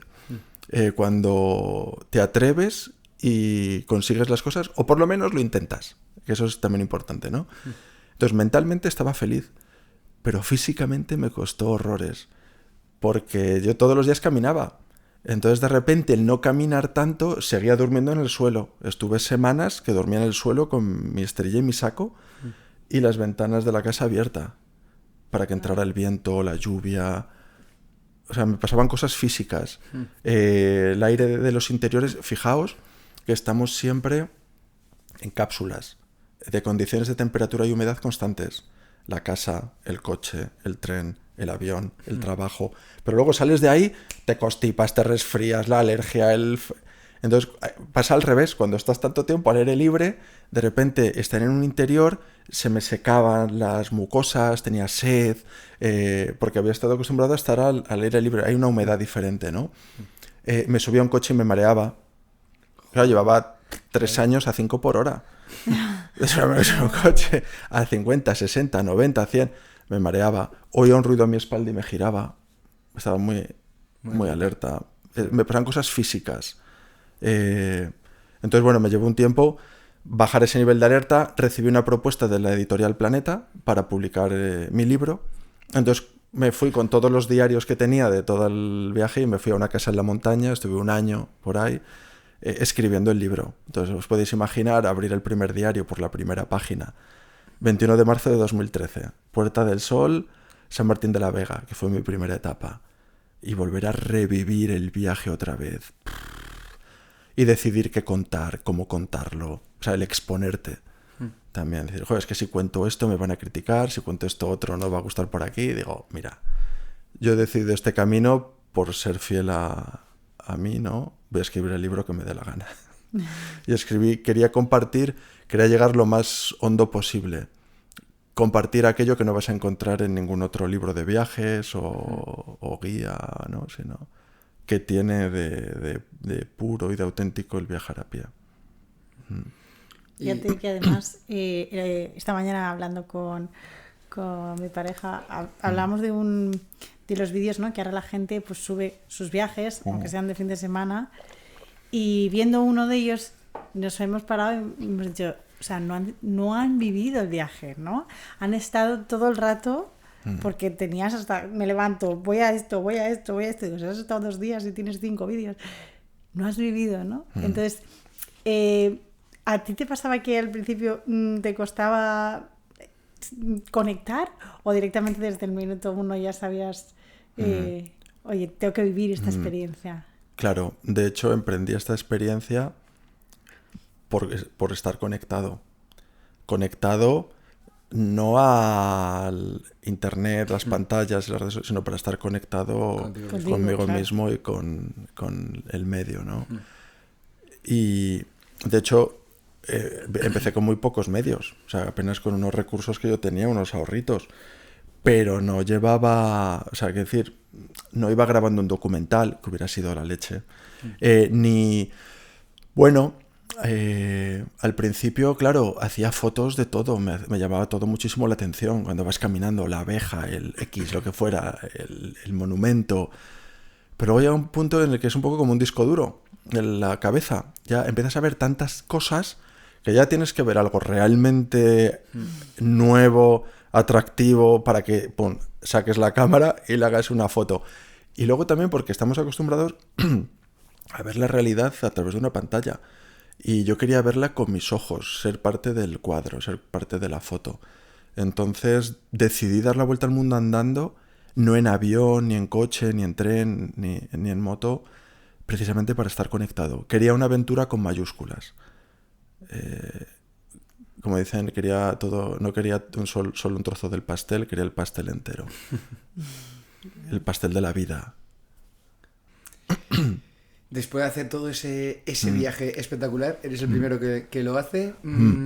Entiendo que cualquier persona que esté viéndote ahora, escuchándote, diría, joder, ya lo ha conseguido, ya lo ha conseguido. No, pero tú escribes tu libro y decides, no, yo me quiero poner ahora a nadar entre continentes. ¿Por qué el inicio de eso? Porque dices, ahora voy a ir a más, que ya no sé qué será lo siguiente, a lo mejor es ir entre planetas, que, ojo, a lo mejor te mola. Ojalá, no me des ideas. Si tuviera el medio, la forma... fíjate, voy a contaros otra anécdota. Antes de dar la vuelta al mundo caminando, 2 días antes, di una rueda de prensa. Y uno de los periodistas me preguntó, bueno, y si das la vuelta al mundo caminando y consigues volver y tal, ¿qué vas a hacer? ¿Qué le queda a alguien que vuelve de...? ¿No? Y en ese momento le dije, unir nadando los 5 continentes. Yo ya había visionado mi vida. Ya me lo había imaginado. Estaba en mi cabeza. Obviamente no sabía ni si iba a volver, eso es así. Pero volví. Y entonces el unir los continentes a nado empezó a coger forma.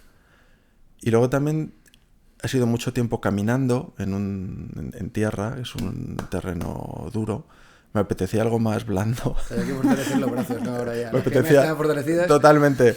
De hecho, al nadar, claro, tener unas piernas fuertes te bajan o sea, tienes una posición un poco hidrodinámica. Claro. Entonces también hubo otra transformación al nadar. Nadé muchísimo. Entonces, claro, y luego me preguntaban, dice, bueno, sí, has dado la vuelta al mundo caminando, ¿no? Pues claro, lo típico, ¿no? Dice, ¿pero qué has hecho con el mar? Y digo, pues es verdad, tuve que coger 2 vuelos. Uno de Sydney a Santiago de Chile sobre el Pacífico y otro de Nueva York a Lisboa sobre el Atlántico. Porque intenté caminar sobre el agua, pero me hundía, ¿no? Entonces tenía esa deuda pendiente, esa espinita con el océano. Y miramos un globo terráqueo o el mapa del mundo y es casi todo agua. El 70% es agua. Entonces empecé a decir, bueno, oye, si en vez de caminando... ¿Qué tal si hago nadando lo que he hecho caminando? O sea, ¿por qué no? Con la fuerza de mi cuerpo, en un medio completamente nuevo, que es el agua. Y esa fue la primera dificultad que me encontré. Que todo lo que sabía no me servía para nada. O sea, fue como empezar de cero. Y eso también, pues fue un aliciente, ¿no? O sea, me propuse entrenar todos los días. Y pasé a ser pez. O sea, falta que me salieran branquias. Pasaba más tiempo en el agua mojado que seco, ¿no? Consume muchas más calorías nadar que andar. O sea, Tú solo por estar en el agua ya estás consumiendo calorías, aunque estés quieto. Total. Para que el cuerpo mantenga la temperatura. Entonces, claro, empecé nadando, el primer día nadé 100 metros. Si alguno de los que nos escucha nada sabrá que es ridículo, que dije, ¿dónde me he metido? 100 metros, 4 largos.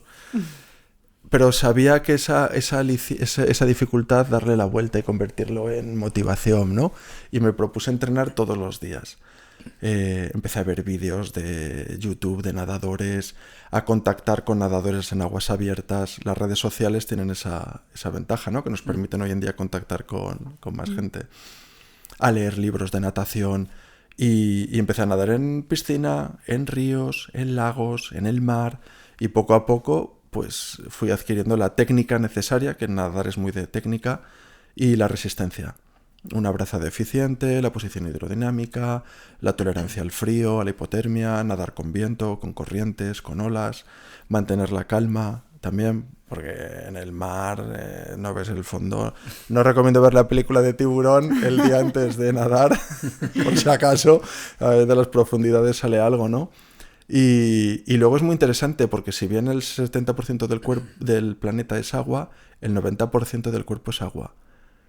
Y entonces empiezas a desarrollar una relación íntima con el agua. Antes me preguntabas por ese tipo de experiencias, ¿no? Sí. Decían un lugar sin hora ni nombre. En el agua te devuelve lo que tú le das. Entonces, si entras al agua muy estresado, enfadado, con mala energía, chapoteas, no fluyes. Pero si entras tranquilo, en paz, aunque estés cansado, empiezas a fluir. Tienes una sensación de fluidez con el agua y puedes estar nadando durante horas.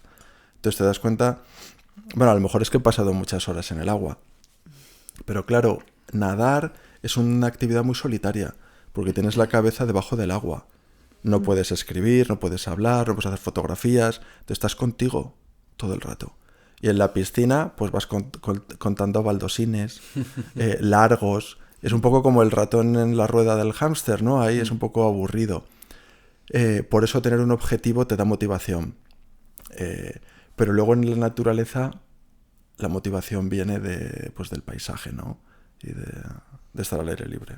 ¿Y cuántas horas nadabas al día? Bueno, empecé nadando 20 minutos. O sea, digo la verdad, empecé nadando 20 minutos diciendo una rigidez en los hombros, porque nadar también la elasticidad es muy importante, ser elástico.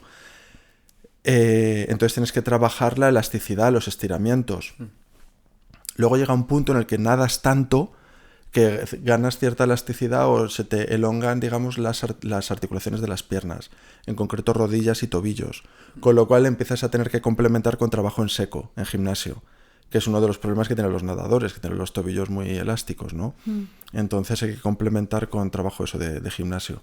Y bueno, al final pues estaba nadando 3 horas, entre técnica, sesiones de fondo, de resistencia, estiramientos, gimnasio, nadar. Todas mis conversaciones era un pesado en torno a nadar, la técnica, la abrazada, la sensación del agua, la coordinación de la patada, la respiración por ambos lados, el nado de avistamiento. O sea, era nadador, o sea, ya soñaba con el agua y yo creo que es la única manera realmente de conseguirlo. O sea, o te obsesionas y tienes el objetivo, o si no, no hay necesidad.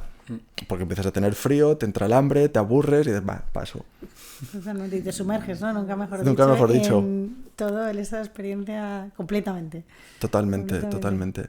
Y luego además ocurre que la natación, como es tanto de técnica, tienes la sensación de que nunca nadas bien, del todo. De que siempre hay cosas que perfeccionar, siempre hay detalles. ¿Y qué conseguiste? O sea, ¿qué distancia era mayor? ¿La que hiciste andando o la que hiciste nadando? Caminando. Caminando caminé 33.000 kilómetros, nadando nadé 2.500 kilómetros. Vale. Bueno, son kilómetros. Son muchos kilómetros, 2.500 kilómetros. Y encima cansa mucho la natación. La natación cansa mucho además porque además de que tu cuerpo está gastando calorías en mantener la temperatura, el agua es más densa que el aire. La resistencia al avance es mayor. Total. Entonces no es lo mismo hacer 20 kilómetros nadando que andando, corriendo. Yo me acuerdo de un documental que vi de Michael Phelps que me dejó bastante tocado porque, claro, es que él nadaba como 8 horas al día, ¿vale? Sí. Entonces, entre los parones de una sesión y otra, comía como 2 horas y pico. Porque tenía que reponer, creo que eran 11.000 calorías. Así es. Entonces, veías la mesa entera llena de platos y decías... No, y además lo veías hacer... ¿Cómo me tengo que comer esto? ¿Sabes? Como decía, ya, sí, pero que está muy rico, muy bien, ¿tengo hambre? Sí, pero todo, por eso tiene que comer, ¿sabes? Claro. Y es que, joder, es que gastas muchísimas calorías. Muchísimas. Yo tenía hambre todo el rato. O sea, era como el primer desayuno, el segundo desayuno, el almuerzo, la comida, claro. La merienda, la cena y la última cena. No, la última cena ha sonado como muy a Jesucristo, ¿no? Quiero decir, el último... Sí, el último no, día. La fruta, el tazón, claro. Lo que sea, X, antes de irte a la cama. Entonces tienes hambre constantemente. Y el gasto calórico es muy alto. Hecho en travesías muy largas, de muchos kilómetros, como el Estrecho de Gibraltar o cualquier otra, necesitas llevar avituallamiento. Llevas al lado una barca que te da avituallamiento. Te da agua o bebida isotónica, barritas, geles, fruta... Te organizas los avituallamientos cada 45 minutos aproximadamente, porque si no, sí, o sea, vas en picado. Total. ¿Y qué te parecía más peligroso a nivel externo? O sea, de animales o cosas del clima y tal. ¿Qué te pareció más? ¿Lo que es la experiencia andando o a nado? A ver, no sé, te diría que andando por el animal humano. Porque hay regiones donde hay mucha delincuencia, claro. y en el mar no lo hay. Y luego también porque, a ver, los animales no tienen por oficio molestar ni atacar, que proyectamos nuestras cosas en los animales. El animal come o caza por necesidad. Entonces, vamos a ver, salvo mamíferos de la escala muy superior que juegan, ¿no? Como los monos o los delfines. Las orcas, ¿no? También, las orcas, efectivamente. De hecho, estáis escuchando seguro problemas que están teniendo los barcos en toda la costa del Atlántico por ataques de orcas, ¿no? Porque empiezan a jugar o a enseñar a las crías, no se sabe muy bien. Pero en el mar ¿qué ocurre? Que es un medio en el que tampoco te puedes girar, o sea, como mucho chapoteas. Un pececito pequeño nada más rápido que yo, ¿sabes? Y no estás en tu medio. Entonces, bueno, vas inquieto, por eso es muy importante planificar. Llevar una barca delante que te marque el rumbo, otra cerca que te socorra o te dé avituallamiento, una ambulancia en costa, por si hay un percance, y un hospital avisado en caso de emergencia. Y eso lo de la contaminación, que dices que es peor aún de lo que se ve a simple vista. ¿A qué te refieres con eso? Bueno, me refiero a que, claro, cuando vas caminando ves regiones del mundo muy, muy, muy contaminadas, sobre todo por tema de plásticos y basura. Yeah. Regiones como en Asia Central, los slums en India, son barrios enteros viviendo en basureros. Entonces es muy impactante y vas con la lágrima casi pues, a flor de piel, ¿no? Porque ves niños rebuscando entre la basura, unas condiciones de vida muy, muy, muy malas, ¿no? Muy poco, de escasa salubridad y de miseria y de enfermedad. Pues yo siempre digo que puede ser pobre, pero puede ser aseado y ordenado y limpio, ¿no? Y luego nadando igual, vas nadando. ¿Qué pasa? Que el mar es el gran desconocido. Fíjate que ocupando un 70% llamamos tierra lo que debe ser planeta agua. La línea de la playa marca la frontera entre el mundo seguro, conocido y estable del mundo desconocido. Entonces parece que lo que ocurre en el mar, como no lo vemos, no pasa. Pero pasan muchas cosas. El mar regula temperaturas, emite oxígeno, captura CO2, es fuente de alimentación y parece ser que es el vertedero de la humanidad. Entonces se larga todo al mar porque parece que como no se ve no ocurre. Y vas nadando y ves fondos de playas completamente cubiertos de basura, ves la escasa biodiversidad, se está perdiendo mucha fauna, muchos peces por sobreexplotación pesquera. Ves el aumento de las temperaturas, la subida del nivel del mar. Entonces, bueno, todo eso lo ves viajando. Sí. Y eso es un poco también la misión, ¿no? Que iba detrás, ¿no? También un poco concienciar al resto de ese poco cuidado que tenemos de la naturaleza y de... Sí, bueno, a los que nos gusta la aventura y estar al aire libre, pues tenemos esa responsabilidad, que es cuidar nuestro patio de recreo. La montaña, el mar, ¿no? Y luego, claro, en última instancia, yo tengo la misión o de poder motivar o inspirar, de trasladar unos valores con el ejemplo, pero encuentro que la relación que tenemos con la naturaleza podemos sanar muchas cosas. El valorar, el apreciar, nuestra salud física y mental están muy relacionadas. Es muy difícil tener un estilo de vida saludable en un entorno que no lo es. Entonces, bueno, nuestra salud y nuestra economía, que parece que hasta que no nos tocan el bolsillo no nos afectan, no nos importan, están íntimamente ligadas a la salud de la naturaleza. Sí, yo por ejemplo, bueno, nosotros cuidamos mucho la naturaleza, le damos mucha importancia y hay gestos que hacemos que realmente lo ve la gente y le llama mucho la atención. Yo, por ejemplo, recoger cosas en la calle, que voy andando y cojo, veo un de plástico, lo tiro, lo reciclo y cuando vas andando con algún amigo tal, se llama la atención, ¿no? En plan, te dice, tal, le sorprende. Pero, por ejemplo, nosotros que estamos ahora en Cullera viviendo, que somos de Madrid, venimos aquí a grabar y tal, estamos como en una montaña que se ve como todo Valencia desde arriba, ¿no? Entonces es muy atractivo para la gente. Entonces, ¿qué hace la gente? Va allí a ver el atardecer. ¿Y qué hace? Pues en general es gente que va con pizzas y todo siempre son comida de basura, ¿vale? Es muy raro que veas a alguien que come saludable y tira cosas al suelo, que suele estar bastante relacionado, ¿vale? Fíjate, alguna relación habrá, ¿verdad? Habrá si no cuidas y respetas tu cuerpo, ¿cómo vas a cuidar y respetar la naturaleza o Totalmente. el medio en el que vives, ¿no? Entonces, por eso digo que aunque mi misión siempre es inspirar, motivar o ayudar a las personas, creo que la relación que tenemos con la naturaleza podemos desarrollar unas habilidades, ¿no? de trabajo y crecimiento personal.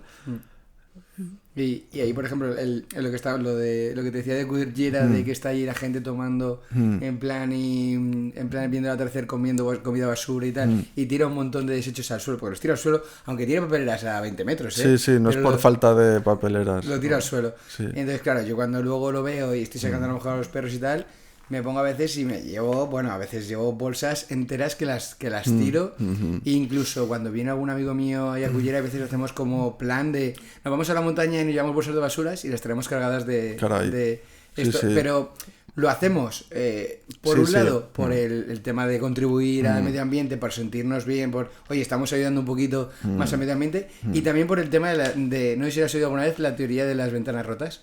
Me suena. Que es claro, que hicieron un psicólogo que es muy crack, que empezó a hacer pruebas como que para ver cómo funcionaba el cerebro del ser humano. Y claro, cuando tú, por ejemplo, lo hicieron en ciudades como, bueno, en barrios de delincuencia. Si tú veías un barrio que estaba muy limpio, sin grafitis, sin nada en plan mal, pues como que había menos delincuencia. Pero si de repente ponían un par de grafitis, a la semana siguiente había 20.000 grafitis, una ventana rota, tal. Como que el paso de romper o de pasar esa línea de hacer algo que es como ilegal o sucio, vamos a decirlo, le cuesta a la gente, hay como una barrera. Entonces, pero si ve que como que está descuidado, les da igual. Totalmente. Entonces, claro, yo lo que hago es, bueno, pues que les cueste tirar la primera lata, ¿sabes? Y entonces, es verdad que cuando hago esa limpieza, ves que los días siguientes está más limpio la zona. Les cuesta más el que está tomando la pizza de, vale, o sea, aquí está todo muy limpio. Bueno, lo voy a tirar. Pero si ve 10 cajas de pizza, le da igual, ¿sabes? Claro. Entonces, se nota más. Claro, es que se nota más y les cuesta. Hay una barrera mental, ¿eh? Ahí totalmente. Esto es como cuando te invitan a una casa que está sucia. Dices, pues no sé, pues ya casi como que ya dejo yo ahí mi vaso, ¿no? Pero te invitan a una que está toda limpia, ordenada, tal. Y de, pues voy a ser limpio y ordenado. También un poco lo de allá donde fueres, haz lo que vieres. Ese famoso refrán, ¿no? Un poco de... Pues al final también aprendemos mucho por imitación. Y tendemos a mimetizarnos imitando lo que hay en el entorno.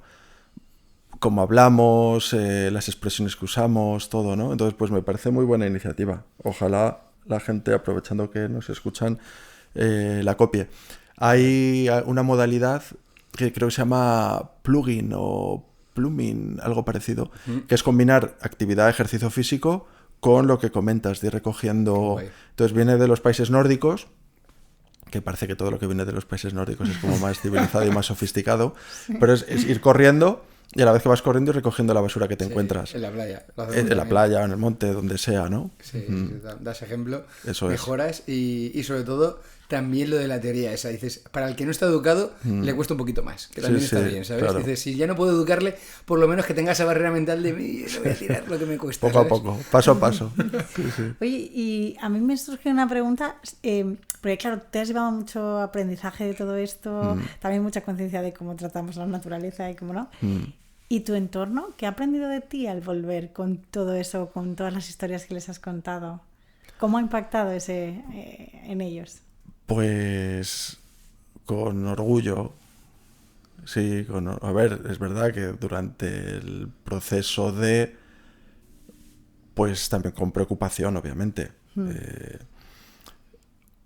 Y hablando un poco de mi núcleo familiar o mi entorno más cercano, ¿no? Obviamente. Es un proyecto con una alta probabilidad de fracaso, no exento de peligros y con cierta preocupación también, ¿no? Pero como os decía antes, pues con la libertad, la confianza, ¿no? Para que una persona o tu hijo o tu hermano se dedique a aquello que le apasiona.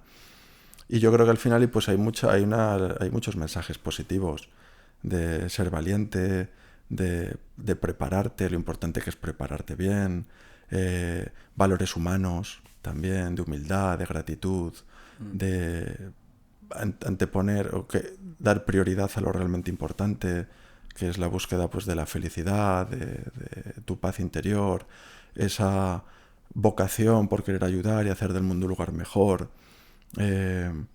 Y luego, bueno, que no he sido un capricho puntual, que llevo ya 12 años dedicándome a este camino, ¿no? Claro. De libros, de documental, de entrevistas, de conferencias, es decir, pues de una vocación de volver a la sociedad y compartir todo aquello que la vida me está dando. Entonces, los principios nunca son fáciles, y para el que no son fáciles es para uno mismo. Tienes que romper muchas barreras, pero bueno, ya coges carrerilla y las cosas son un poquito menos difíciles, claro. Pero bueno. ¿Tienes algún...? Ah, perdón. Sí, no, iba a decir que es muy interesante porque al principio escuchas opiniones de todo tipo. Están los que creen en ti y los que te apoyan cuando eres nadie, y eso eso es un tesoro. Y luego siempre hay voces que lo que hacen es proyectar en los demás sus propias frustraciones, efectivamente. Entonces, no lo vas a conseguir, pues vaya idea, pues eso que dices es mentira, y te das cuenta que hay muchas frustraciones y muchas inseguridades, y bueno, entonces pues al final, como decía el otro día, sí, que al final lo que los demás ven en mí es lo que ellos proyectan, no quién soy yo, ¿no? Entonces, pues ahí pues tú estás tranquilo. Y eso es muy interesante, sí. ¿Y tienes ahora en mente algún nuevo reto? Sí. Estoy ahora embarcado, nunca mejor dicho, antes hablamos de sumergirnos, ahora de embarcarnos en varios proyectos navegando. Wow. Varios proyectos navegando.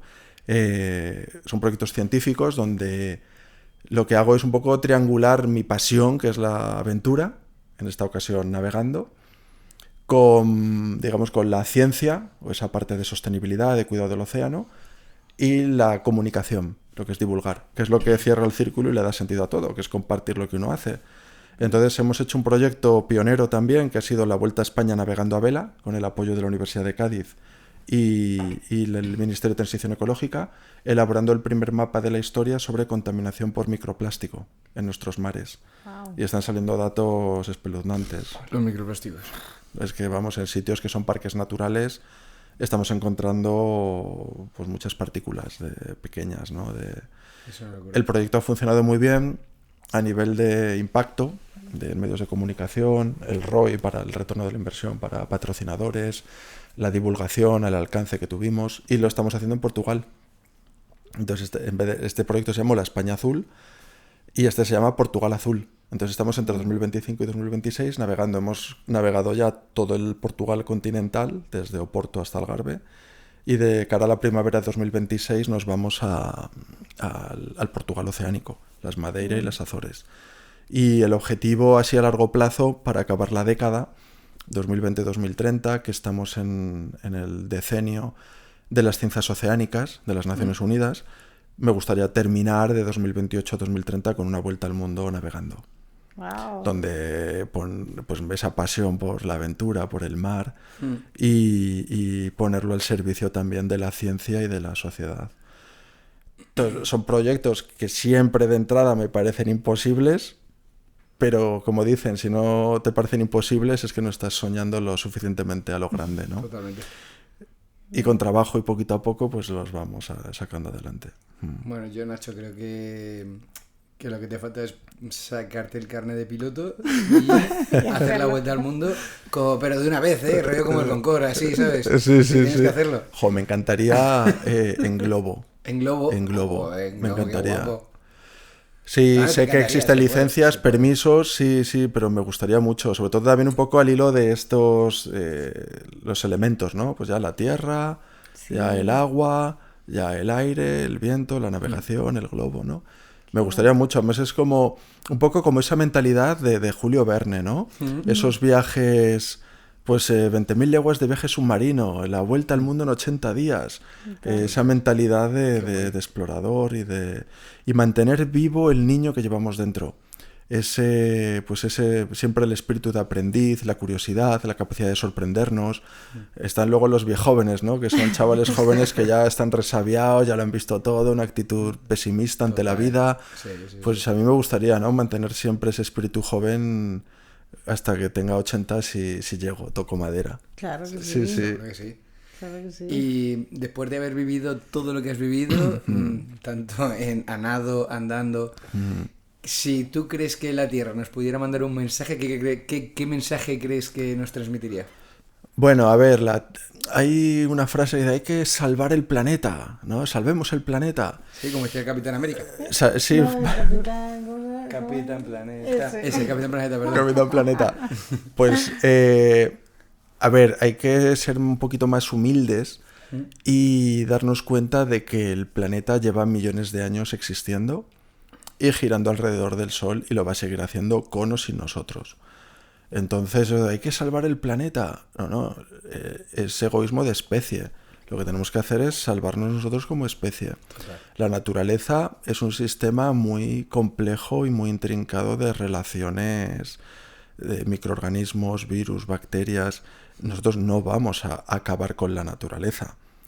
Formamos parte de ella, somos un eslabón, un engranaje más. Y tenemos que ser conscientes de que la naturaleza no nos necesita, nosotros sí la necesitamos a ella. Y ella va a seguir viviendo y existiendo con o sin nosotros. Entonces, darnos cuenta de que como decía, nuestra salud y nuestra economía dependen de una naturaleza saludable.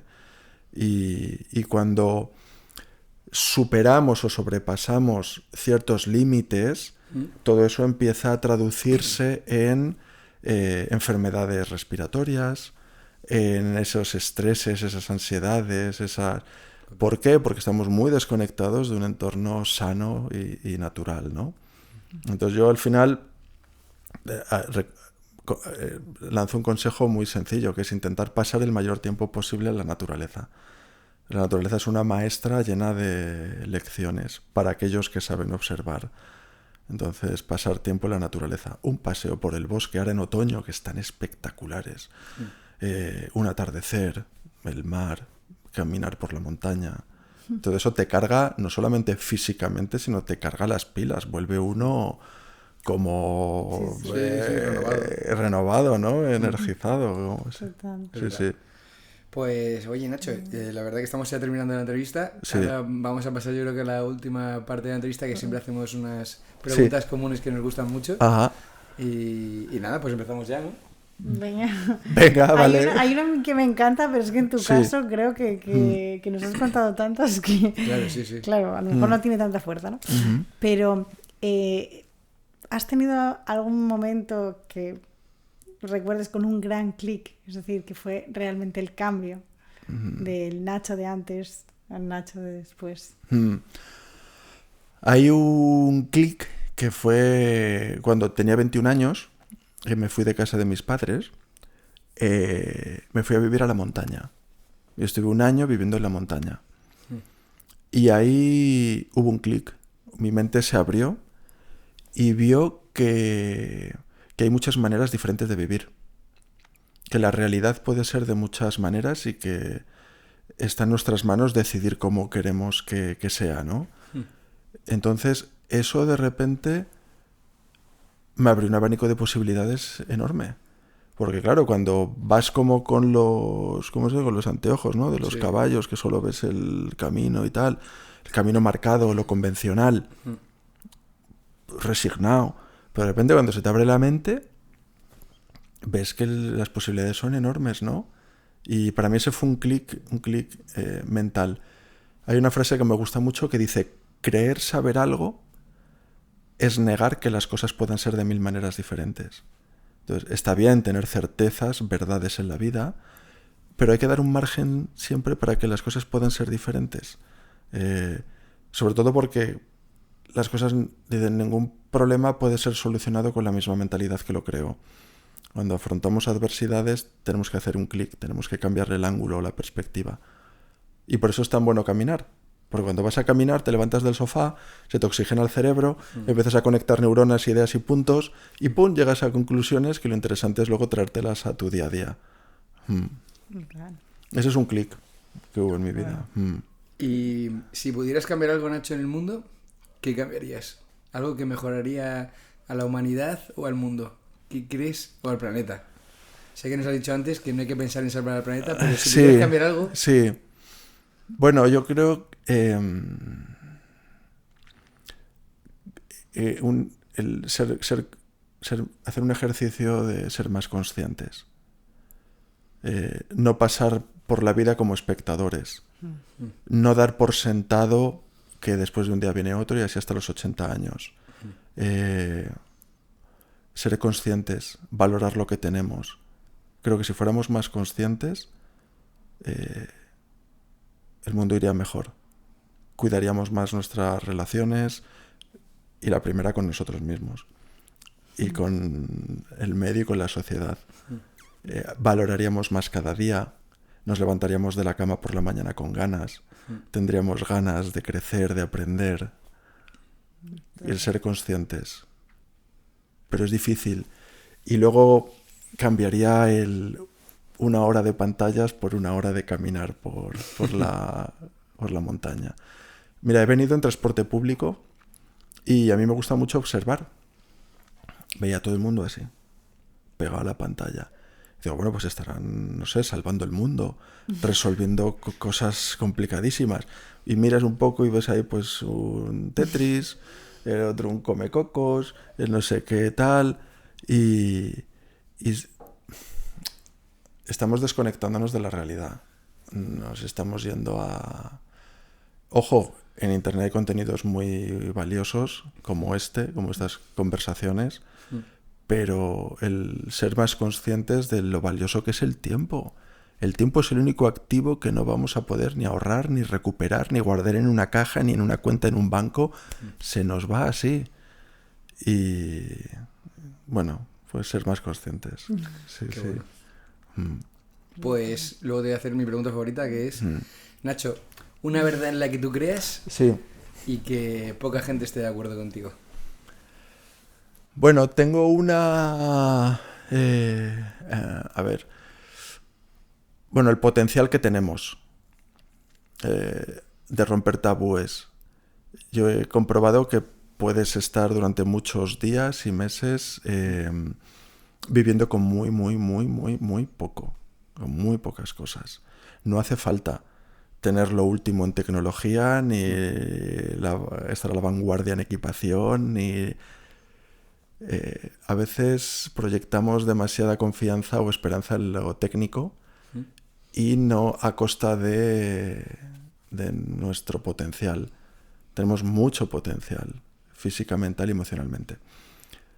Y luego hay otra que es políticamente incorrecta y va a sonar raro, y es que las cosas son baratas. Ahora que hablamos, se oye por todos lados de que la vida está carísima, todo no paran de subir los precios y tal. Yo creo que las cosas son tremendamente baratas. Lo que pasa es que hemos perdido la perspectiva. Ponemos, no sé, a ver, decidme, un sueldo mínimo, sueldo hora, sí, por poner un ejemplo. Yo qué sé, 2.000 euros. 2.000 euros al mes. ¿Que cuánto puede ser por hora? Por hora, no sé, serían 48 horas a la semana, 4 semanas, unas 200... Vamos a poner 10 euros la hora. Vamos a poner 10 euros la hora. 10 euros la hora. Y seguro que hay gente que cobra que trabaja por menos, por 5, por 6, sí. 10 euros la hora. Vale. ¿Cuánto nos cuesta un pantalón? ¿Cuánto puede costar? Un pantalón medio. Por 30 euros tienes uno... 30 euros. Sí. Si una hora de trabajo son 10 euros, 3 horas, 30 euros. Con 3 horas de tu tiempo tienes un pantalón. Ahora, cultiva tú el algodón, recógelo, hílalo, teje el pantalón. Yo creo que habría algunos que nos moriríamos y no habríamos hecho ni una pernera. Un lápiz, ¿cuánto cuesta un lápiz? 2 euros. Significa que con una quinta parte de una hora, que son 12 minutos, tienes un lápiz. Con 12 minutos de tu tiempo. Haz tú el lápiz. Corta la madera, vete a la mina, saca el grafito, engárzalo, ponle la goma. Te digo yo que yo no sabría hacer un lápiz. Una bombilla. ¿Qué cuesta una bombilla? 2 euros. También una quinta parte. Con 12 minutos de tu tiempo tenemos una bombilla. Entonces, damos por sentado que las cosas cuestan eso. Hemos disociado valor y precio. Creemos que el valor de las cosas es el precio. Y entonces ya no valoramos nada. Y eso es terrible en la vida.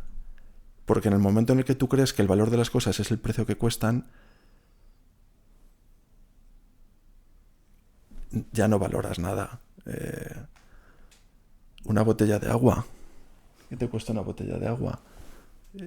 Nada, depende de dónde estés. En un aeropuerto 3, 4 euros, ¿no? Pero, bueno, un móvil, ponle 100 euros. Bueno, un iPhone, 1000, los que sean. Bueno, un móvil, con 10 horas tienes un móvil. Manejamos tecnología que no sabemos ni cómo funciona. ¿Cómo se hace un móvil? Y los chips, y de los minerales, de dónde vienen, cómo se fabrica un coche. Entonces, quiero decir que tenemos acceso, gracias a la economía de escala, a bienes y servicios que se han abaratado muchísimo el coste para que el acceso de la sociedad sea fácil. Entonces, ¿quién paga el precio real de eso? El precio real de eso lo está pagando la naturaleza, un sistema económico que se basa en el crecimiento ilimitado en un planeta donde los recursos son finitos, son limitados, no hay un crecimiento exponencial, y lo paga la persona. ¿Por qué? A base de vacío. Porque ha perdido la perspectiva. Y lo pagan, por supuesto, también pues todas esas personas, millones, ¿no?, de humanidad, que viven en condiciones infrahumanas por €1 al día. Entonces, esa es una creencia, una certeza que yo tengo, porque las creencias son opiniones, ¿no? Son subjetivas, las certezas son... Las creencias... Eso es algo que sé, las cosas son baratas. Lo que pasa es que adoptamos otro... Por eso hay que estar tan atento al lenguaje, a los conceptos, a las palabras, porque encierran realidades. Y nosotros desentramamos la realidad con el lenguaje, es nuestra herramienta de supervivencia. Los esquimales tienen 20 tipos de palabra para blanco, porque su entorno es blanco. Tienen un blanco brillante, un blanco opaco, un blanco que se derrite, un blanco... Nosotros tenemos uno. Entonces, el vocabulario, y como decía, no sé si era Aristóteles, dice, cuida tus pensamientos porque de ellos depende tu destino. La repetición de un pensamiento condiciona tu acción. Una acción repetida crea un hábito repetido crea una conducta, la repetición de una conducta crea tu destino. Entonces, cuidar las palabras, cuidar los pensamientos, cómo nos hablamos. Qué bueno. La verdad que lo que has dicho de las cosas son baratas, a lo mejor a la gente le puede chirriar, pero cuando lo explicas, creo que no se te puede debatir. Claro. Lo que pasa, por eso todo el mundo quiere venir a vivir a Europa. Totalmente. Damos por sentada la vida. Cuando has estado a punto de morir, de repente te das cuenta del valor que tiene la vida. Solo estar vivo es un tesoro. Es valiosísimo. No hay nada más valioso. Totalmente. Pues nos falta la última. Muy de acuerdo.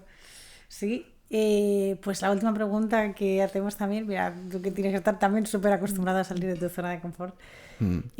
¿Hay algo que la gente no sepa o que poca gente sepa de ti? ¿Relacionado con salir de la zona de confort? No, simplemente que nos cuentes algo que... que no sepa de... Pues, claro. Pues muchas cosas. Que me gusta la música clásica. Sí. No sé si va... Sí, me gusta la... Sí, me gusta la música clásica y no veo la tele. No veo nada la tele. Nosotros tampoco vemos la tele. Nada, pongo la chimenea, un buen libro y me gusta mucho. Encontrar momentos burbuja, encontrar momentos de desconexión o de reconexión, ¿no? Momentos de, bueno, para ti, Cuesta mucho cada vez más en estos tiempos tan frenéticos de hiperconectividad, de digitalización, cuesta cada vez más encontrar momentos para salir a correr, para la lectura, para ir a un concierto. Pues son cosas que yo creo que la gente no sabe de mí, que me gusta la música clásica y que en vez de la tele pongo la chimenea. O sea, qué bueno. No, y además creo que nos hace falta más ir para allá, ¿no? Y desconectarnos del ruido. Sí. Eh, que me encanta la fruta. Son muchas cosas yo creo que la gente no sabe. Pero es que no sé si la pregunta iba por ahí o Sí, iba... sí, o... O tal sea, la cual. verdad que nos contases algo que la gente no suele saber de ti o no Ah, sabe. Claro, que no te suelen preguntar seguro. bueno, muchas cosas. Que creo en Dios. Son cosas que la gente, pues yo creo que no sabe, a lo mejor se sorprende. Que soy de Málaga. No tienes nada de acento, Mi no tienes acento nada no me de acento. delata. Total, Hay muchas No. cosas, sí. Qué bueno. Sí, Bueno, y has dicho que te gusta mucho la lectura ahí Sí. al lado de la chimenea. sí. Cuéntanos de la llamada del océano, Totalmente. qué querías compartir o qué quieres compartir con el libro. Bueno, este es mi segundo libro y lo que quería era regalaros, o sea, que tengáis un ejemplar porque creo que además compartimos valores también, ¿no? Pues de cultura del esfuerzo, de Sí. cuidado de la salud, del ejercicio, del respeto hacia la naturaleza. Y es un libro que contiene todos esos valores. Es una historia real. O sea, no me lo he inventado ni es un cuento, es mi propia historia autobiográfica. Y luego tiene mucho también pues de culturas, de viajes, de rincones remotos del planeta, fotos, mapas, fragmentos de mis diarios. Es un libro, bueno, con el que estoy satisfecho y que pues me hace feliz que lo tengáis y lo Qué leáis. guay. Ay, a nosotros Sí. también. Tenemos Sí, muchas ganas sí. de leerlo. La Sí. verdad que sí, nos encanta leer. Nos ha preguntado antes y te hemos dicho sí, devoramos sí. Sí, Sí, que la vamos a leer seguro. sí, espero que lo disfrutéis. Totalmente. Sí. Y lo pondremos también aquí en la descripción Sí. abajo para que la gente Claro. pueda comprarlo si le ha encantado tu charla y seguro Sí. que sí. Y seguro que es un libro súper interesante y nosotros vamos a leerlo. Así que Muy bien. muchísimas gracias, Nacho, por haber estado aquí. Muchas La verdad que ha sido un gracias. placer. Pues nada, Ernesto, será un placer estar con vosotros. Ha Te sido- hubiésemos hecho 200.000 preguntas. ¿No? Sí. No queremos... No, tampoco- además, oye, Sí. muy bien, muy interesante la conversación. Y creo que hemos llegado a lugares y tocado temas que aportan mucho valor a quienes nos escuchen. Totalmente. Y hablabas antes de Julio Verne, de esas historias que te sentías tú así identificado y a veces viviéndolas, lógicamente. Nosotros nos hemos sentido un poco así, ¿no? Escuchándote, ha sido como una aventura, ha sido como leer un libro de aventuras, súper chulo, súper bien contado. Y espero que a la gente le haya servido también mucho y que les haga reflexionar, no solo haber disfrutado escuchando tu experiencia, sino también les haga reflexionar sobre todas las cosas que, como dices tú, hemos tocado, que me parece que tienen que hacerle reflexionar a mucha gente que es necesario. Seguro. Pues si me permitís, para todos aquellos que estén dudando, pensando sobre si lanzarse, atreverse, la frase de Lao Tse que dice, un viaje de 1000 millas empieza con un primer paso. Totalmente. Qué bueno. A por Vale. ello. Verdad. Sí. Pues nada, gracias, Nacho. Muchas gracias. Y nada, chicos, pues si habéis llegado hasta aquí, daros las gracias. Esperemos que os haya encantado el podcast. Esta aventura que hemos tenido con Nacho Dean, que ha sido bastante increíble. Hemos aprendido un montón y ha sido muy, muy entretenida. Deciros que, oye, que si os suscribís al canal, nos dais un like, no os cuesta nada, nos hacéis un favor gigante para seguir creciendo, para seguir trayendo a gente tan interesante como Nacho, para seguir, pues eso, dando voz a este tipo de historias que creemos que nos hacen crecer a todos, a los que estáis escuchando, a nosotros también. Y bueno, pues también deciros que si queréis compartirlo con alguien que le pueda interesar, que seguro que hay un montón de gente que esta historia le parece súper apasionante, pues que también lo podéis compartir. Y como siempre terminamos, sabéis que todo absolutamente todo se entrena, así que nos vemos en el siguiente episodio. Hasta luego.